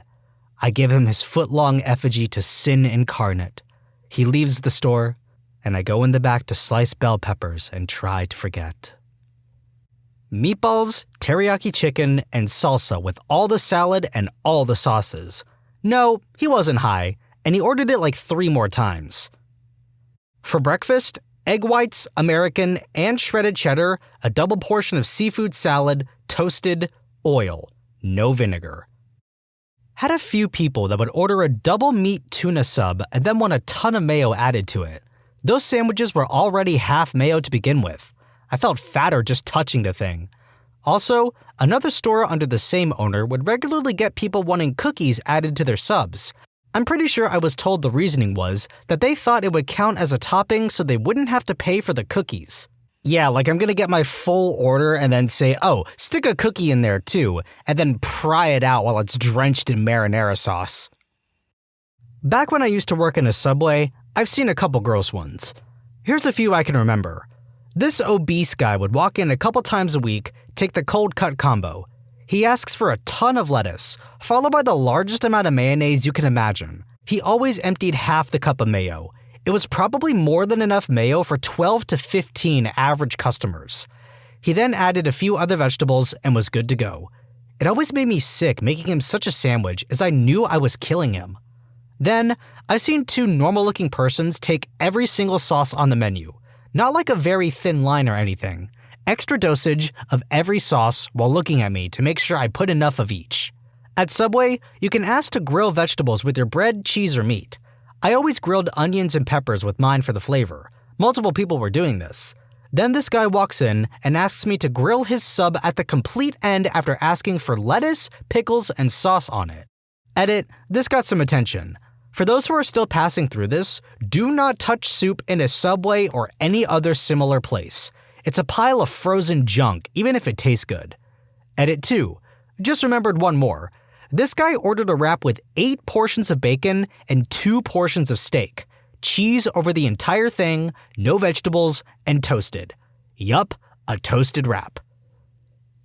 When I worked at Panera, a customer once ordered a tuna salad sandwich on a chocolate chip bagel. Not an artist, but was in line behind a guy. He got a chicken bacon ranch, double meat and cheese. Nothing weird yet. No toppings. Whatever, a lot of meat and cheese. All the sauces. What the heck? The Subway gal put a little line of each one on. Not good enough. He wanted it drenched in every sauce. He got a faint glob for each sauce, plus had them add marinara. When they tried to close the sandwich and cut it, it was oozing. He grabs it and sits down, basically slurping the thing. I was planning on eating there, but just couldn't. Got it to go and got the heck out of there. One of the grossest things I have ever seen. Okay, I was really curious about exactly what sauces are being put on the sandwiches, so I decided to look up the list of Subway sauces. People are putting oil, red wine vinegar, mayonnaise, mustard, honey mustard, buffalo sauce, sweet onion teriyaki, peppercorn ranch, Baja Chipotle, MVP Parmesan vinaigrette, and roasted garlic aioli on their sandwich at once. Some of these combinations I can get behind. I honestly put mayo and Baja Chipotle on mine because it makes this sort of spicy mayo mixture. It's really good. But if you get MVP Parmesan vinaigrette and red wine vinegar and buffalo sauce all at once, that's just gonna clash. We all know variety is the spice of life, but some people need to chill. Footlong Subway Club. I think double meat. Wanted extra cheese times 4 so they could have every single type of cheese on it. Every single vegetable, every sauce, and I mean every sauce. Even mayo plus light mayo together. Olive oil, vinegar, salt and pepper, oregano, Parmesan cheese. Not only was it disgusting, but it was a pain to actually wrap the thing up. Anytime someone ordered a tuna sub, it's basically vomit mixed with wall plaster. I had a guy order a meatball sub with extra meat, which in his case meant twice the meatballs. The juice alone from all those balls of meat made the bread like wet newspaper pretty much instantly. Way back in the day, I have no idea if this still exists, there was a rib sub, which was basically the roast chicken patty but in rib form, which was guaranteed to move through your bowels in no time. I worked during the Atkins craze, so anything to do with that still makes me shudder. Dude comes into my work every so often for a flatbread footlong, 1 egg white and 1 egg yellow. Add double meat tuna, toasted, and nothing else. I was a sandwich artist, thank you. Finally, a question I can answer that brings back the horrible memories of my soul-destroying time at Subway. There was this guy that I think was messing with me and the other girl there, but he ordered a foot-long wheat bread with every flavor of cheese we had on it, along with every condiment we had. Then, the man used a ketchup bottle he brought himself and used it all. His friends recorded him eating it, and I feel sick remembering it. This lady would come in every day and ask for a 6-inch honey oat, and made it very apparent that she wanted the bread soft. She had me put triple American cheese on it and 3 tomatoes and an ungodly amount of mayonnaise on it. That's it. Made me cringe watching her eat it. Hated that lady. I really hope that more people realize that mayonnaise is literally just like oil, eggs, and salt. And if you put way too much of it on a sandwich, you're just gonna taste oil, eggs, and salt. Like there's no other redeeming quality of that sandwich besides the fact that you put a gallon of mayonnaise on it. And it's not even like barbecue sauce, where the sauce is the point of barbecue. You may as well be eating mayonnaise out the jar with a spoon at that point. Late to the party, but this is hands down the worst sandwich I ever made. Dude comes in, orders a 6-inch cold cut, white bread. As I'm cutting the bread, he asks for mayo on both sides before the meat, so I do the old back and forth both sides. He looks at me and says, "Not enough, man. I want like an inch on both sides." I used about a half bottle of mayo on that sandwich, put the meat on, and closed it up. He told me at the end that he lets it sit in the fridge for 3 days before he eats it. Nope. No way. If I let fast food sit in my fridge for more than a day, it gets inedible. Mans is out here marinating his meat in mayonnaise. Like, what are you people doing? Stop putting 1 billion pounds of mayonnaise on your sandwiches. I am begging you. Not Subway, but in high school, I worked at Hoagie Yogi, which does sandwiches and teriyaki bowls. I had a teenage girl come in and ask if I could make a foot-long pickle sandwich. So I took a small handful of pickles and spread them out over the bread. "Can I have more?" she asked. I took another, slightly larger handful of pickles and spread them over the bread. "Can I have more?" she asked again. I dug into the bin with both hands and spread 2 heaping piles of pickles across the bread, which was now soaking in vinegar. "Is that enough?" I asked. I thought I was calling her bluff. "Yeah, that's good." I folded the sandwich down as best I could. The pickles were stacked too high. I rang her up for a veggie sandwich, watched her take it to a table, and sit down to eat the whole thing. The bread was dark and soggy. Any pickles that fell out, she was quick to scoop up. It was gross, but fascinating at the same time. Okay, YouTube comments, hear me out on this one. Do you know somebody who is obsessed with pickles? And bonus points if it's specifically white girls who are obsessed with pickles. And I don't mean to exclude anybody else from that conversation. I just mean that white girls, specifically, are the demographic that's almost targeted to be obsessed with pickles. Am I the only one who's noticed this phenomenon, or am I just going crazy? Not a Subway worker, but ordered enough weird sandwiches to be rightfully judged. My brother and I used to have this ongoing competition where we would order the grossest sandwiches and see who could actually eat the most of it. Whoever ate the least had to pay for both sandwiches the next time we came to Subway. The grossest sandwich I ever ordered was a foot-long with that weird artificial fish and mayo stuff, spinach, olives, tomatoes, bacon, avocado, honey mustard, and barbecue sauce. To be honest, it was actually pretty good despite the texture, so I won that competition. I worked in Northwest Iowa, very agricultural. Lots of cold-cut trio on white bread with a crap ton of mayo, and that's it. I hated making it. I did not graduate from the Art Academy of Subway sandwiches to unwrap turkey plastic and splooge mayo up and down the block. I once had to make someone a black olive sandwich. Like, 3 handfuls of only black olive on Italian bread with extra olive juice. We had a guy who ordered the seafood, gross in his own right, and then would ask for black pepper. He would then say, "Put pepper on until I say stop." He would let you shake on pepper for a good 15 to 30 seconds. The sub was just a pile of mayo and soot. Surprised I never sneezed. Maybe that's what he wanted. I worked at a sub shop in Arizona, and this wasn't really gross, just peculiar. A girl would come in every Monday, Wednesday, and Friday and order a 16-inch sub with all the white cheese except yellow, and a, quote, 16-inch sub with 4 orders of bacon and no bread. I thought she was joking when she first came in, but I was subsequently reprimanded by the supervisor for laughing. Reverse. My friend used to work at a chain sub shop, and I love mayo. To screw with him, I would always just ask for unreasonable amounts of mayo on my stuff, cause he thinks it's gross. He was about to ship out to the military, so before he left, I had to make me a meatball sub, but with no red sauce. All the red sauce had to be replaced with mayonnaise. He cringed, I ate it. It was a good day. In this thread, mayo. In fact, take a shot every time you hear the word mayo. I think you'll have less alcohol in you than these people have mayo in their systems at all times. Late to the party, but I've seen a Subway order that's shaken me to the core, and if I can spread the story to just one person, it's worth it. A lady in front of me orders a salad. So far, so good. Nothing to worry about. Then she says she would like it plain. The worker asks what she would like on her salad. She doesn't want lettuce, onions, or spinach. She orders one slice of ham in the middle of the plastic bowl. Then she asks for pickles. The worker puts a handful on, but the lady wants more. I'm perplexed in line behind her, and it's starting to get hard to keep a straight face. The worker piles on another 2 full handfuls of pickles on. The lady pipes up, "Can I just get a little more?" The worker gives her a wary eye, but submits, and adds 1 final handful to her bowl. She proceeds to pay, her final order being 1 slice of ham and the remainder of the bowl filled with pickles. I'm sorry, is this defined as plain? Like, if you say you want your salad plain, wouldn't that just be lettuce? If it's just lettuce, that's fine.